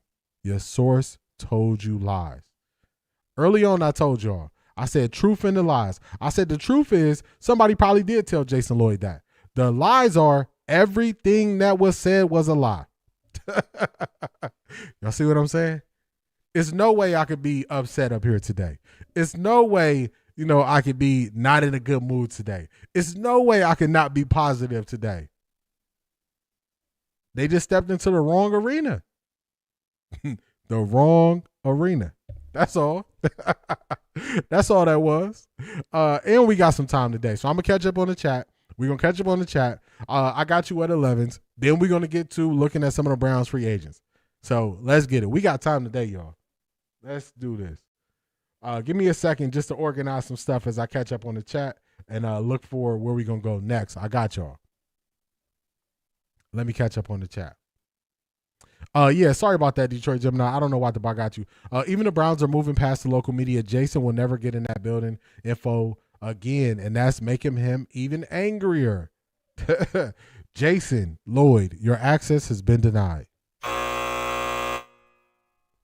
Man, that Ravens defense transformed into the Decepticons on Shedeur when he got into that game. I wouldn't have believed it if I didn't see it with my own eyes. Talk to him. Jason knows he is spreading lies. He is doing it intentionally to defame Shedeur. He's been doing it even before Shedeur threw one snap. It's his agenda. I agree with that. Boog went to curse so bad, he did good. He did. He kept it clean. I may still be in my learning bag about football, but I knew when he took that headset from Kevin Stefanski, showed me Shedeur knows what he's doing as he was talking to Tommy and reacting the play with his hands. Facts. Let me find that for y'all. Real quick. Let me find that. We got Shedeur clip. Let me find that for y'all real quick. Let's go here. Here. Let's do shorts. All right, I got y'all right here. Kevin, here we go. I got y'all. This is funny. This is one of like my most requested things out there. So here you go. I got y'all right here. Let's play it. Kevin, you don't need that. Give me that. Hey, Tommy, you hear me? Hey, Tommy, you hear me? Tommy, you hear me? Hey, look, man, this is what we're going to do. See, when you keep calling this play, you keep showing these short crossers. These short crossers not working. He said, we need a clear out route, and then we need to hit him on the outside. We always run clear out. We hit him on the inside. That ain't it. He said, clear out, hit him on the outside. You got me? All right. We going to go win this game. Oh, here you go, Coach. Take these back. Coach, take them back. We don't need them no more. Oh, man. I like that clip. That's funny. The funny thing is, I just kind of did that in the moment, too. It wasn't rehearsed or nothing. Let's see, where did I leave off at? Okay, I got that one. How does the opposing D coordinator say, yeah, we're preparing for Shedeur, he's QB2, his own head coach hadn't prepared him? For real. For real.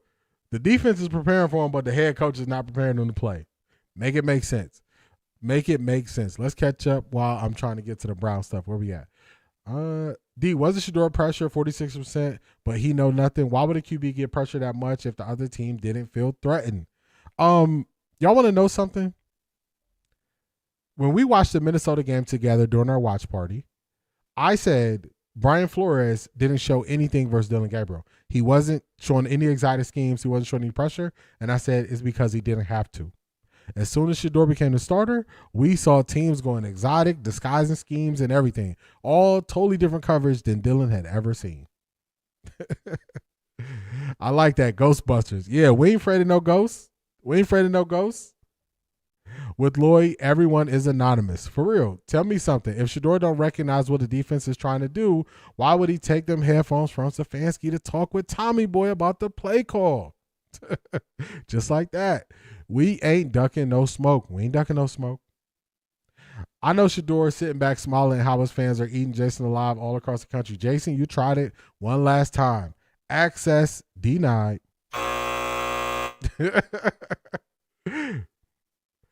At Jason, like, dude, shut up, for real. Jason talking about his 25 years experience. Sadly, in 25 years, he still has not learned football. 25 years of gossip, shaking my head. That's his legacy, spreading gossip. Second grade shenanigans, for real. That part, if he was good at his job, he would verify what he says with sources before he puts out the BS, for real. That clip was funny. You know that I always got to bring that one back. That was Kevin play calling style, very predictable, very.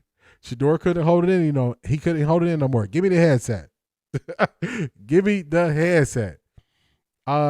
Yes, this is one of my favorite shorts, D. Run it back one more time. I got you. Let me get to it. I should have left it up. And it was funny. I just did that. That was impromptu in the moment.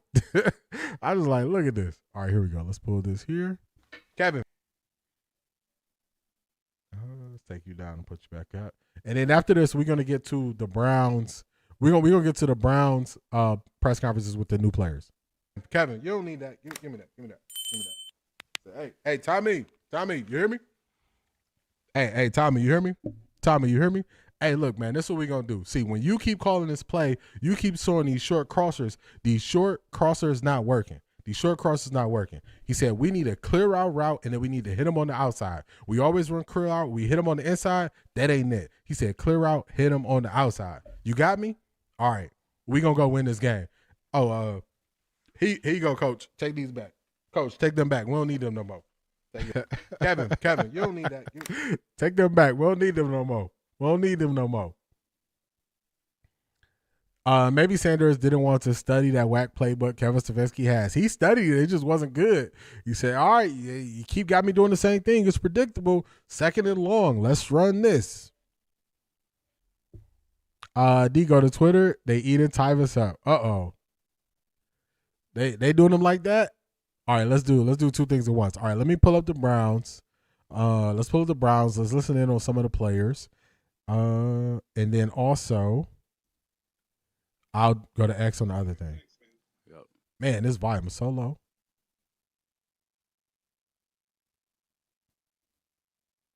All right, let's play it here.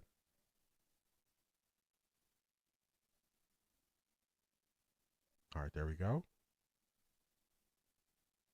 They made Andrew and others made to you, did they give you sort of an idea of what your role was going to be here in terms of left guard, right guard, any of that sort of thing? I mean, I think the pitch for me was clear. I mean, looking at the team from outside in, for me, it looked like a team on the rise. Like there's a lot of pieces. The front office is very, hell-bent on improving the offensive line, improving the team as a whole. And, my role was just to come in, play whatever action is needed, whether it is left or right, to help the team in any way necessary. But, the draw was clear for me. I could see the potential and the talent on this team. Just kind of follow up then, maybe did a left tackle, right tackle, and the differences in those positions. Is there much difference going left guard to right guard? I think for someone who's played one spot more predominantly than the other, it can be a little bit of a switch, just having to flip everything, like in terms of how you view scheme, your perspective as the player on the field. But, a lot of us train movement going both directions. So I think for, a lot of offensive linemen, that's something that, is a reality for us that, you might have to play left or right. So we train both positions to, be able to switch more fluidly. Thanks. All right, next one, Mary Kay. This is Zion Johnson.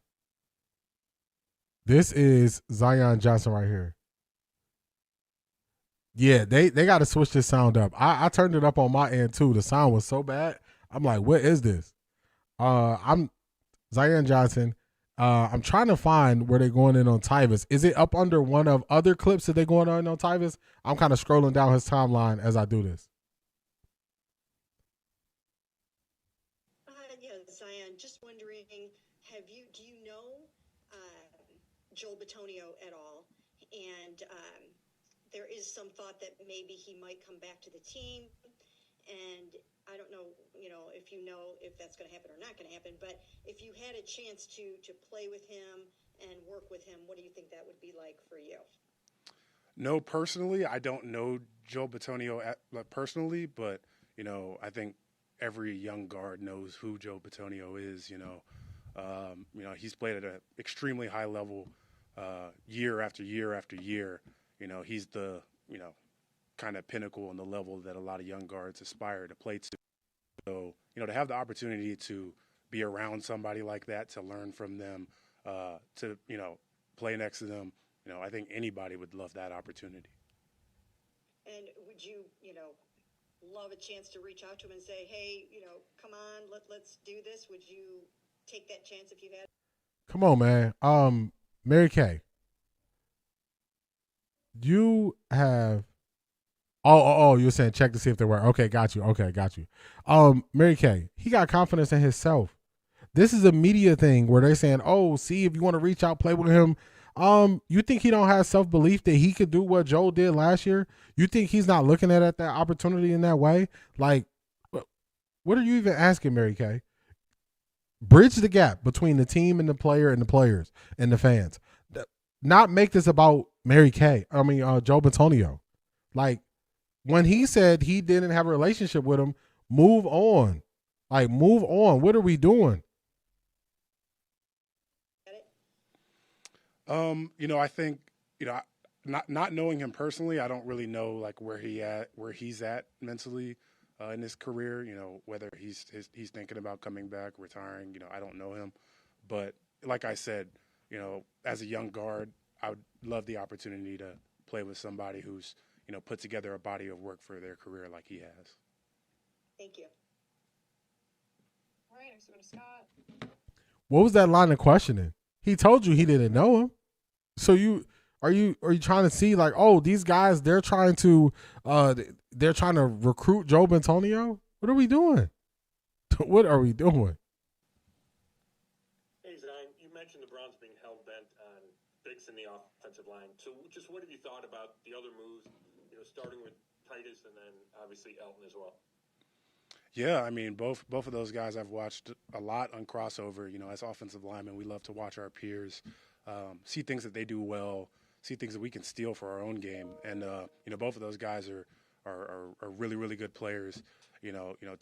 Titus, when he was with Houston, and Elton when he was in Green Bay. Those guys, are just consistent, and I'm really excited to play next to them. To really grow with them and see what we can become as a unit, because I think we all have a lot of unique strengths that we can, add to this offensive line unit, and, things that we can enhance in each other as well. And then following up on what Mary Kay asked about Joel, would it be, daunting at all if he does retire, doesn't come back, to move into left guard and fill a spot that he's... Come on, man. She already asked him about moving from left guard to right guard, and he said the difference is if a player only played at one position, yes, that would be hard for them. But if you've trained at both positions, played at both positions, it won't be that hard. Now you're bringing up Joe Bitonio again. Now you're saying, would it be a daunting task for you? He just told you it wouldn't be a problem because he's played both. What are we doing, y'all? What are we doing? Man, oh, man. Don't nobody care about Bitonio. Mary Kay is grasping for straws. Mary Kay, get on my nerves for real. I bet you that Bitonio was from Mary Kay. Oh boy, the Cleveland media is in deeper trouble now. He's articulate too, for real. I would have told her, check with Bitonio and get back with me, for real. He don't need no Bitonio. Ain't nobody come here to see no Bitonio, for real.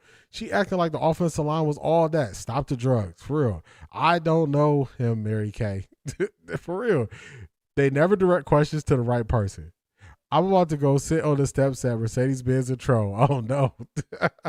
Mary Kay should be banned for the interviews. Just retire already. Geez, shaking my head. Next time she'll ask him how he like working with Shedeur. They just all over the place, y'all. This should be an exciting time. Everybody talked about how the Browns offensive line needed to be upgraded. They got guys coming in here who are excited to be here, who want to be here. This should be an exciting time. This should not be just begging about and learning and trying to ask about the past. Get to know this person. So when I was telling y'all, I think beat writers are going to go away, this is why. The beat writers were put in place to be a conduit between the players, team, and fans. That is not what they are. They ask questions pointed so it fits the story that they're allegedly going to have AI write for them later on. Not let me get to know the new player. Let me help the fans understand the player. None of that stuff. It's crazy. I bet you somebody going to ask about the QBs and for why. For real. Trying to trap new players by asking them to praise these old guys who are on their way out, already starting to look for negativity. For real. Like Shedeur said, speak life, and I'm here to change the culture. That was equivalent to Shedeur putting the bat signal out, and now they're coming to play with Shedeur, just like they did in Colorado. For real. Definitely. Hit that like button, y'all. I don't know how many in the chat, but if you're in the chat, you're enjoying yourself, you're enjoying the stream, you're enjoying how we put things together over here, hit that like button. Let's get to the next question.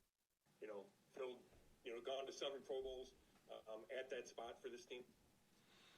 I mean, like I said before, Joe Bitonio, he played at an extremely high level for a lot of years, but, I have a lot of, faith in myself, in my own abilities to help this team win, to do what's necessary and required for the team. So, it's an honor to be able to play that position, after somebody like that. And, it'll be my job to hold that standard in my time as well. Talk that talk. Talk that talk, Zion. Talk that talk. Let him know. As I stated before, I don't know him. I don't know that man. But I'm confident in myself. What are we doing? Talk that talk, Zion. Let him know. I'm not about to put myself down to praise a person that I don't even know. What are we doing? Why would you even ask me a question directing me in that way where I got to praise him and prop him up? I only focus on what I control. I can control what I do. Ask me about what I do. Ask me about how I view myself. Ask me about the things I want to work on. Ask me what I want to do to get better. Don't ask me about somebody who I don't even know. Cleveland media. This is for all of y'all. Stop it. Get some help. They need a lot of help. All right, next we'll go to Ashley. Hey, Zion, just to go back to something you said up top and the pitch they made to you and the investment they're making on the line, I think from the outside looking in, remaking an O-line like this seems daunting, but it sounds like for you, it was a draw to come in and be a part of building this up. Can you just explain that a little bit more and why it would be a draw for a player? I mean, I think looking from the outside in, this team has a lot of, good pieces, a lot of talented players. I just remember, during the season I was watching one of the games, I can't remember, that the Browns was playing. And, I saw this young running back that just looked electric. And I thought, man, if I had the opportunity to block for somebody like that, the sky's the limit. So, and having the opportunity to come here and just seeing, the pieces that we have and, the other veterans that have come in on the offensive line as well, I just feel, really good about our room. And I think that, we have the potential to be something very special. A real question, and we got a real answer. What are some of the things you saw that made you want to come here? What was it? Players? What was it? And he's like, man, I saw Quinshon Judkins, and I was like, that's a dude I want to block for. He is aggressive in run blocking. They use him in a lot of different ways. If you're on Patreon, we broke it down. He can move. He's a big guy, but he can move. So they can use him in the gap scheme. They can do a lot of stuff with him. So that's a real question, y'all. That's a real question. My bad, Maurice. I don't know why the bot got you. Yeah, that's it. Ask him about him. Media trying to create conflict even before the team activities. For real. Ivy League Mac, what's going on? What is going on? They are mad Joe isn't coming back. Mary Kay admitted that Joe was her mole, and that's where she got all her info. Hey, oh well. Mary Kay, just like Jason Lloyd, your access has been denied. They need to revamp their media. I agree. It looks like he said to himself, for real. He is saying that. He is saying that. He's like, what did I just walk into? He just looking like, is this real? This is real. Let's play it. And then I just want to ask how exciting it is to be able to get the chance to work with Coach Warhop, someone who's, so respected, it seems like wherever he's worked. Yeah, I mean, that was a huge draw for me as well. I think he's one of those offensive line coaches that, draws guys in just with his level of coaching. Like, he is one of the elite offensive line coaches, and I think that's pretty well known. So to, have the opportunity to come in and, have him coach me, to learn things from him, but also, to, bounce off of him as well, I think is going to be great for me and great for our room as a whole. There you go. More excitement. He's talking about the offensive line coach. More excitement from him. Remember, Joe Thomas was talking about the offensive line coach on 92.3 The Fan. They didn't want nothing to do with it. They both had the bitter beer face. You can see what he truly is excited about. Offensive line coach, the team they're putting together, the veterans they added on the offensive line, Quinshon Judkins. And you can also see when they asking him something stupid, because you can see it on his face. You can see it on his face. Let's go. All right, next go to Tony.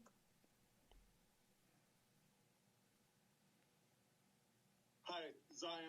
2 questions. First, what were the circumstances? Hold on, let me pause this.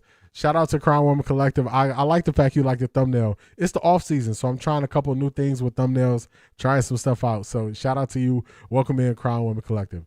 Yes, it's real, sir. Their media is against their own team. Clowns, for real. If you're in the bushes, Cleveland media, do us a favor, hit the like button, for real. Cleveland media, as y'all are watching this, man, hit the like button. Hit the like button. Shout your boy out.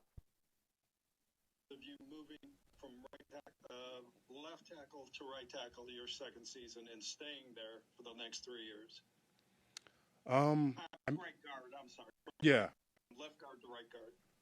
Yeah, so my rookie. He heard that question and he was like, I never played that position before.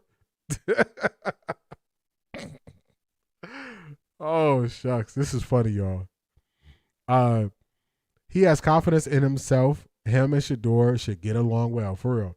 Why are they asking new players about somebody they never met? These people are nuts. I feel bad for the players who have to endure their continued nonsense. For real. You see that facial expression he just made when Tony Grossi was telling him he played a position he never played before? He looking like, oh, I never did that. Rookie year, I played right guard. That's what the team required of me at that point. We had a veteran in Matt Filer who was playing at a high level. My attitude has always been to help the team in any way necessary, whatever, they require of me. And, the next season, Matt Filer going to Tampa Bay, I believe, and they needed someone to play left guard. So, I slid in there, filled in there. But my approach has always been whatever, best elevates the team, whether that's me playing left, right, I'm willing to do it all. And my other question is, you were drafted by Tom Telesco, who's the GM of the Chargers at the time. He's had kind of an unofficial role here this year. Was he involved in any of your transaction here? I have not talking to him. I have not spoken to him, officially one-on-one or anything. But I have a lot of respect for Tom. He was a great GM in the time that I had him in LA, and we'll always have great respect for him. Y'all see the narratives that they're trying to spin? Do y'all see the narratives they're trying to spin? Tony Grossi was trying to attach this move of him coming here to Tom Telesco, even though when they've been asking Andrew Berry about him, he hasn't been about it. He hasn't been saying it. It is crazy. It is crazy. It's like you want him to reveal how the negotiations went down, and you think he's going to answer that? Come on, man. Come on, man. Marie, what's going on? Everybody stay on that side when they switched up. You switched up, stay on that side, man. This is Zion Johnson. This is who the Browns signed from the LA Chargers. He can play guard. He can play left guard, right guard. He can move around. So, we're just looking at how these vets, they are not dealing with what these people are saying. They are not dealing with it. They like, what are you talking about? Why are you asking me that question? It makes no sense at all. So they're doing a lot of that. They're doing a lot of it. They doing a lot of it. That's because you don't know Tony Grossi. They're trying to spread a narrative and agenda, but it's like, what are we doing? Like, when fans hear what the do you want phrase him to quarterback, say? What do you want him to say?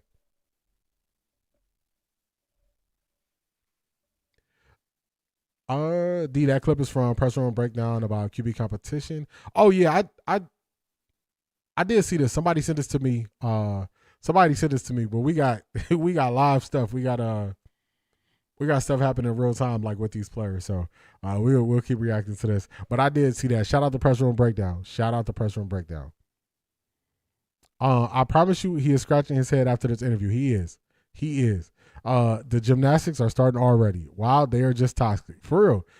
It's been about 3 times where he was looking, because it's on Zoom, where he's looking at the computer like, is that a real question? That is. Thank you. All right, next we go to Joe. Hey, Zion, there were plenty of injuries last year on the Chargers offensive line with Rashawn and Joe and everything. Just constant changes in the line that you guys had to deal with. What did that kind of teach you about having to adjust and adapt as the season goes along? I think one of the key things for me personally That's a good question.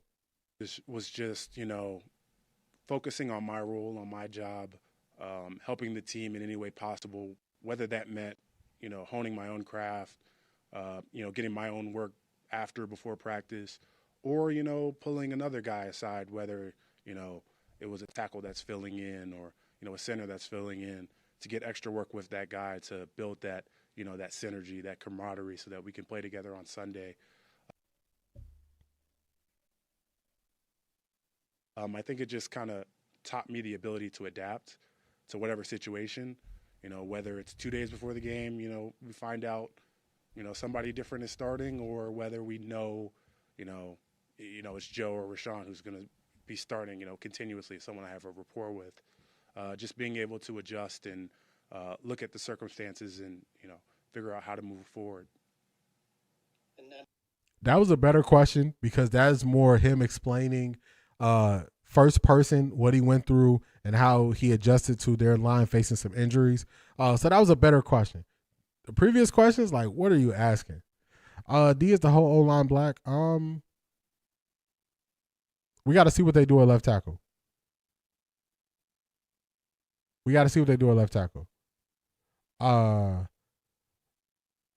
Yeah, we got to see. And who they make the starters, because if they on the right side, if they use DeJuan Jones at right tackle, Titus Howard at right guard, the center they signed from Green Bay, they use Zion Johnson. They use him at left guard. Depends on left tackle. It potentially could be. I don't know if Whippler and Tevin Jenkins are going to start. Now, I don't know if they're going to start. Now, it could be a starting black O-line. I don't know. The full O-line won't be black, but it could be a starting black O-line. We just got to see. I like this young man. Very impressive. Now their media has to write that. They know they're going to be a lot of blank pages. For real.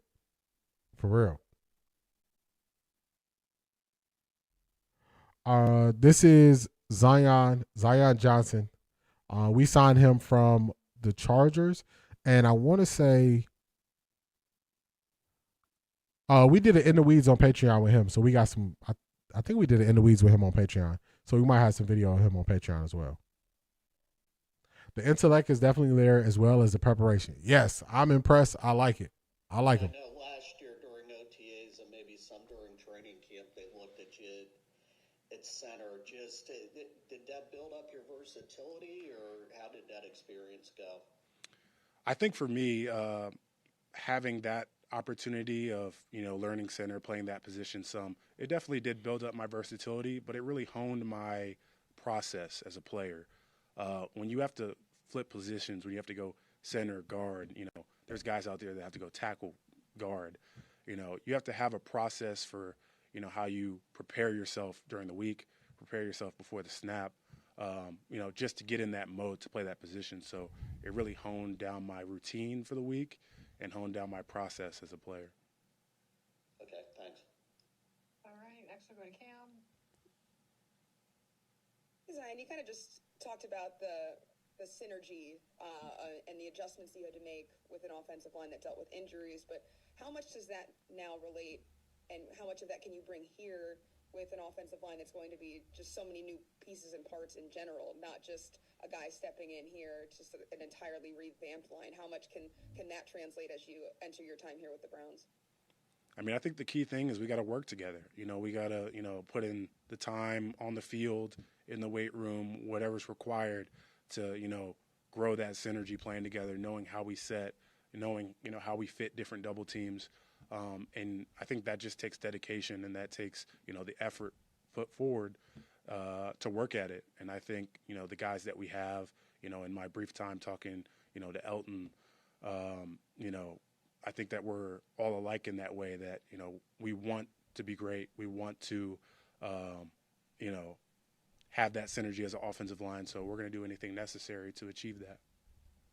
And then obviously this team is going to be going through a lot of decision-making when it comes to the quarterback, as a guy that's there to protect him.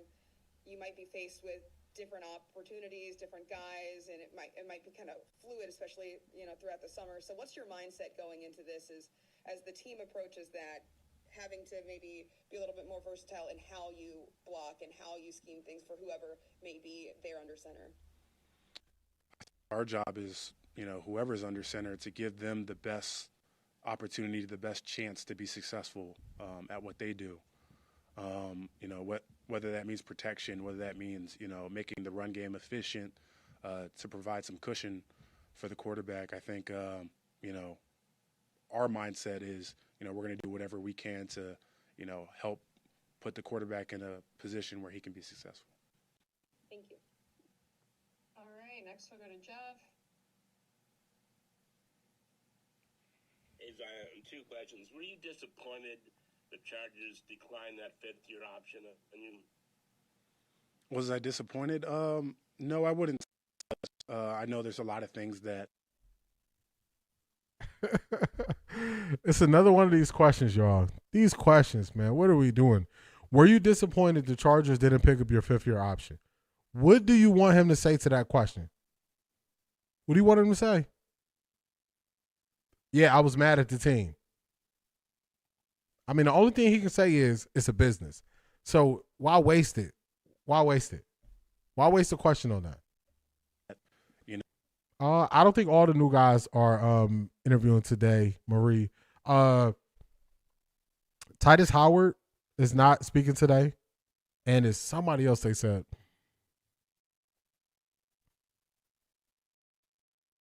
They only got two guys speaking today.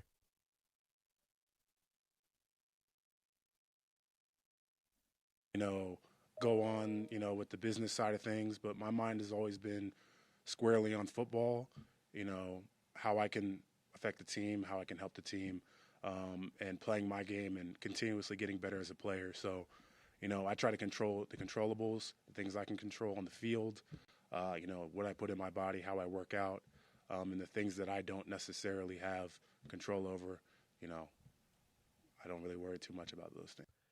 That's a regular thing that's said in football. Focus on what you can control. Focus on what you control. Don't worry about things you can't control. That's a standard thing in sports, not just football. In sports, that's a standard thing that people go based on. So just to ask him that question is crazy. And then he like, I got 2 questions. You like, what are we doing, y'all? What are we doing? Does anybody want to be a beat reporter for the Cleveland Browns? I think they got some openings, y'all. I think they got some openings. What kind of question? Question is crazy. I'm loving this new O-line. They have good energy. I agree with that. There they go with stupid questions. For real, it's a business. Cleveland media sucks. How are the reporters getting access? Rolling eyes. It's crazy. They stupid. Never the time or place. Never. Glad to see they're getting rid of the negativity from the previous season with some sharp dudes. AB playing chess. For real. Those media guys are terrible. Why not just welcome him to the team? Ask him questions about how he can help the team. Cleveland media is the worst. I've never seen this before. They're really bad, y'all. Really bad. Can we just ban the media? Why the bot don't never put the Cleveland media in timeout? And then I did not study you, but there were reports out of Los Angeles that you struggled in pass blocking. You probably have heard those reports. Could you just respond to that? Oh my goodness. Hopefully y'all heard that. I don't know how, because the questions are even lower than his responses.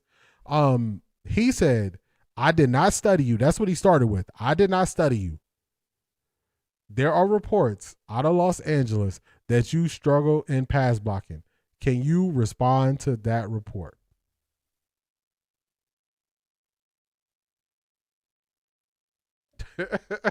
Y'all, come on. This is real life.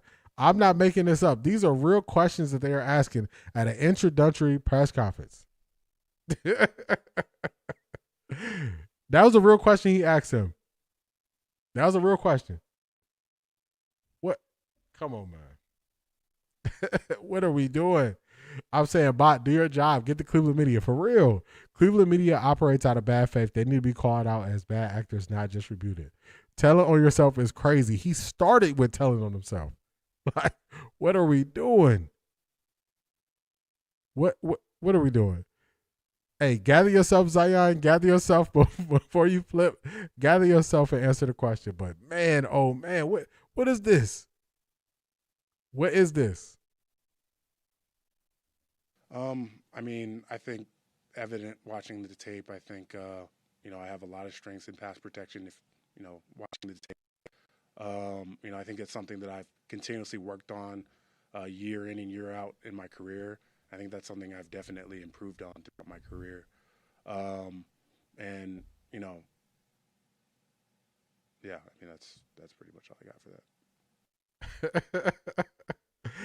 that. These reporters got to understand it's a new day. Year 2 will not be like year 1. Start doing the work, man.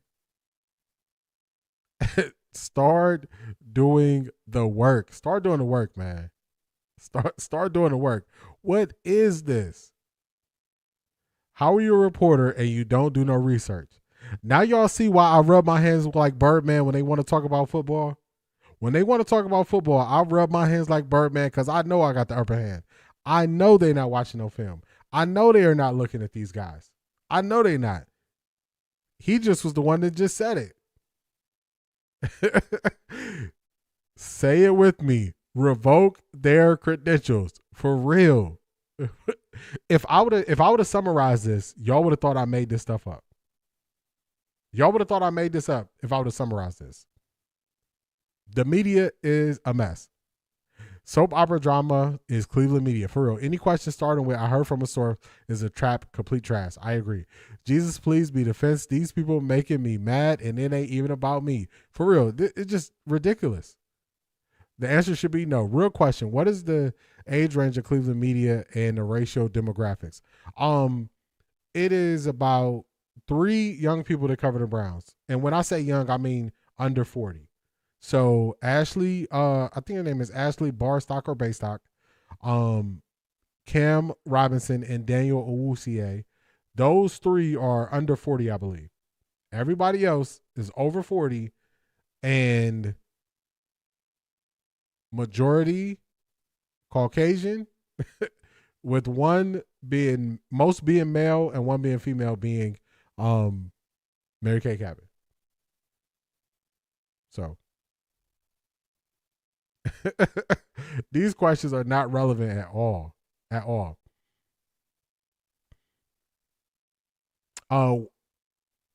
Why would he respond if you couldn't take the time to verify your question is legit? For real. I think the media is elderly people over the age of 60. It's a new day. Come on. It is. Majority of them are over 60. I would have said, you watched the tape. What do you think?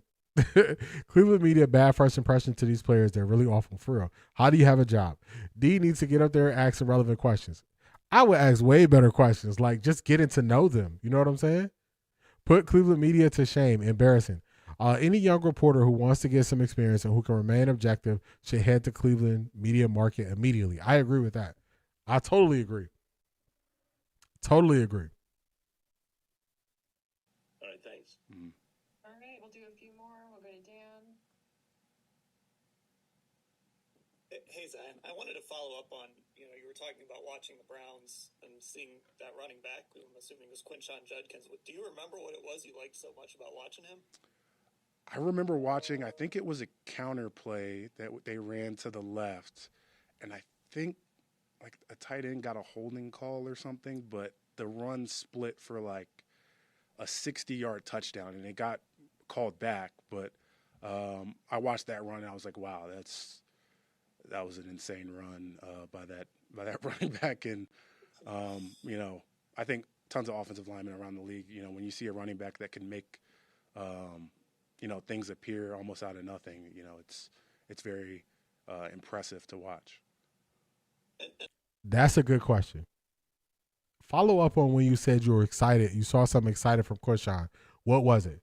Unfortunately, I was trying to pinpoint the play in my brain, but that happened more than one time. I believe that happened against Detroit, and I think Detroit was on the road. I think it also happened in Cleveland, and they got called back. So it happened a couple times. Let me see if I can find Zion's IG. Let me see. Do I got a button for my IG? I think I got a button for it.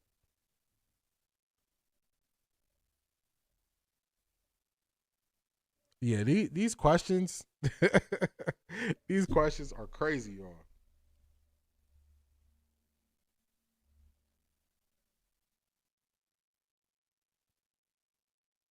Okay, I think I found him. I think this is him. Oh, he's smart. He's smart. His profile is private, y'all. His profile is private. He don't follow a lot of people. Oh, he's smart. I did find it though. I'll drop the link. It's private, so you gotta send a request. But here it is right here. But he's smart. He's smart for making it private.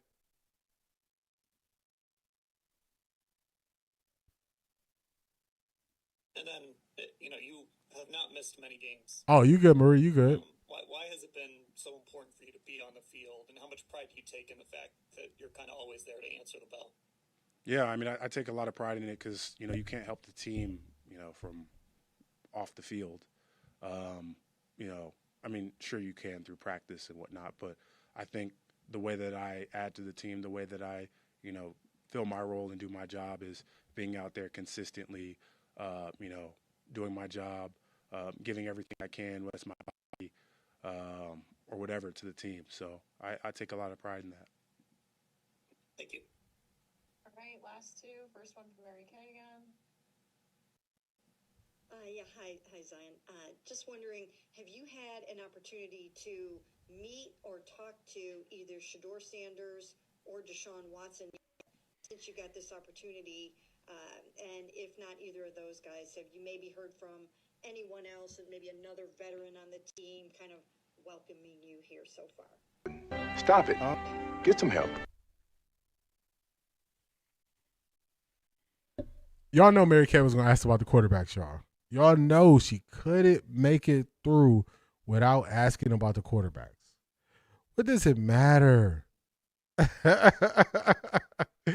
What does it matter? Have a good one, Shanithia. We wrapping this one up soon because this Cleveland media is making me tired. I need a nap after listening to them. Have a good one, Shanithia. We appreciate you. There she go with the quarterback stuff, y'all. There she go.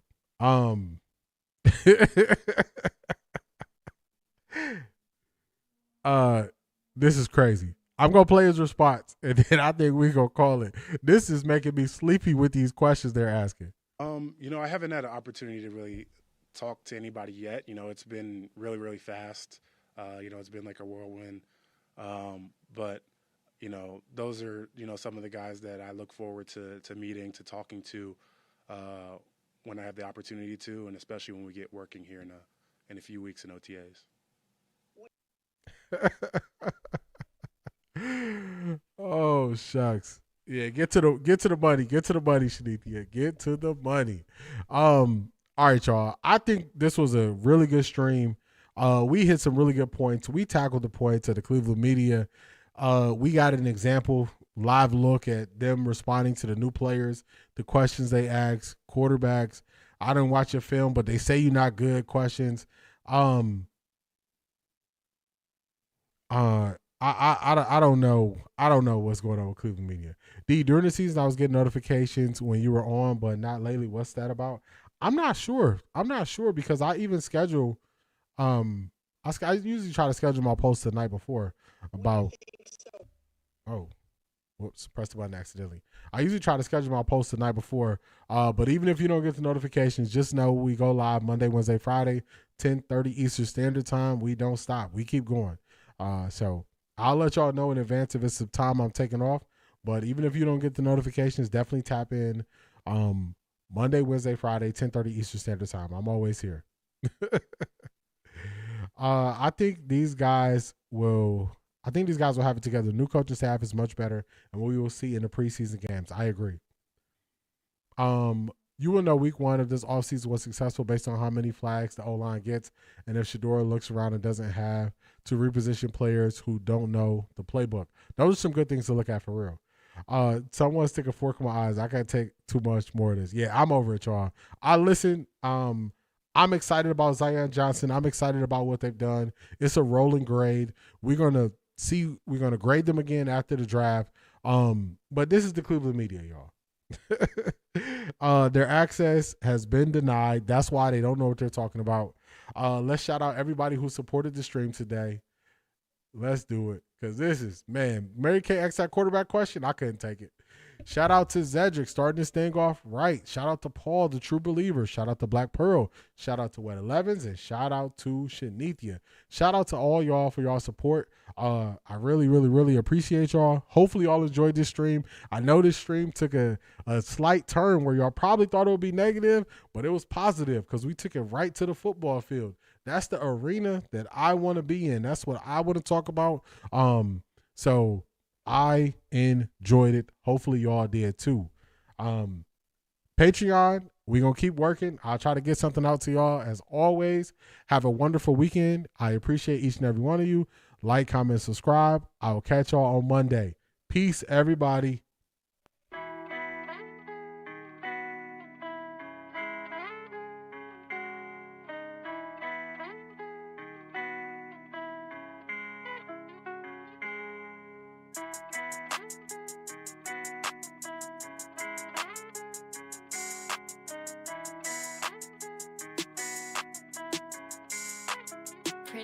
Look at what I did.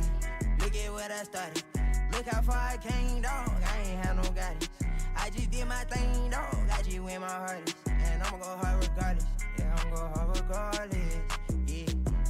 Ran in my check, I ran on my bag, I did what I did. Yeah. Ran in my check, I ran on my bag, I did what I did. Yeah. And how good they judge me, oh. But they They're don't setting Dylan Gabriel up. Take the biggest L out of Look how far I came, dog. I ain't had no guidance. I just did my thing, dog. I just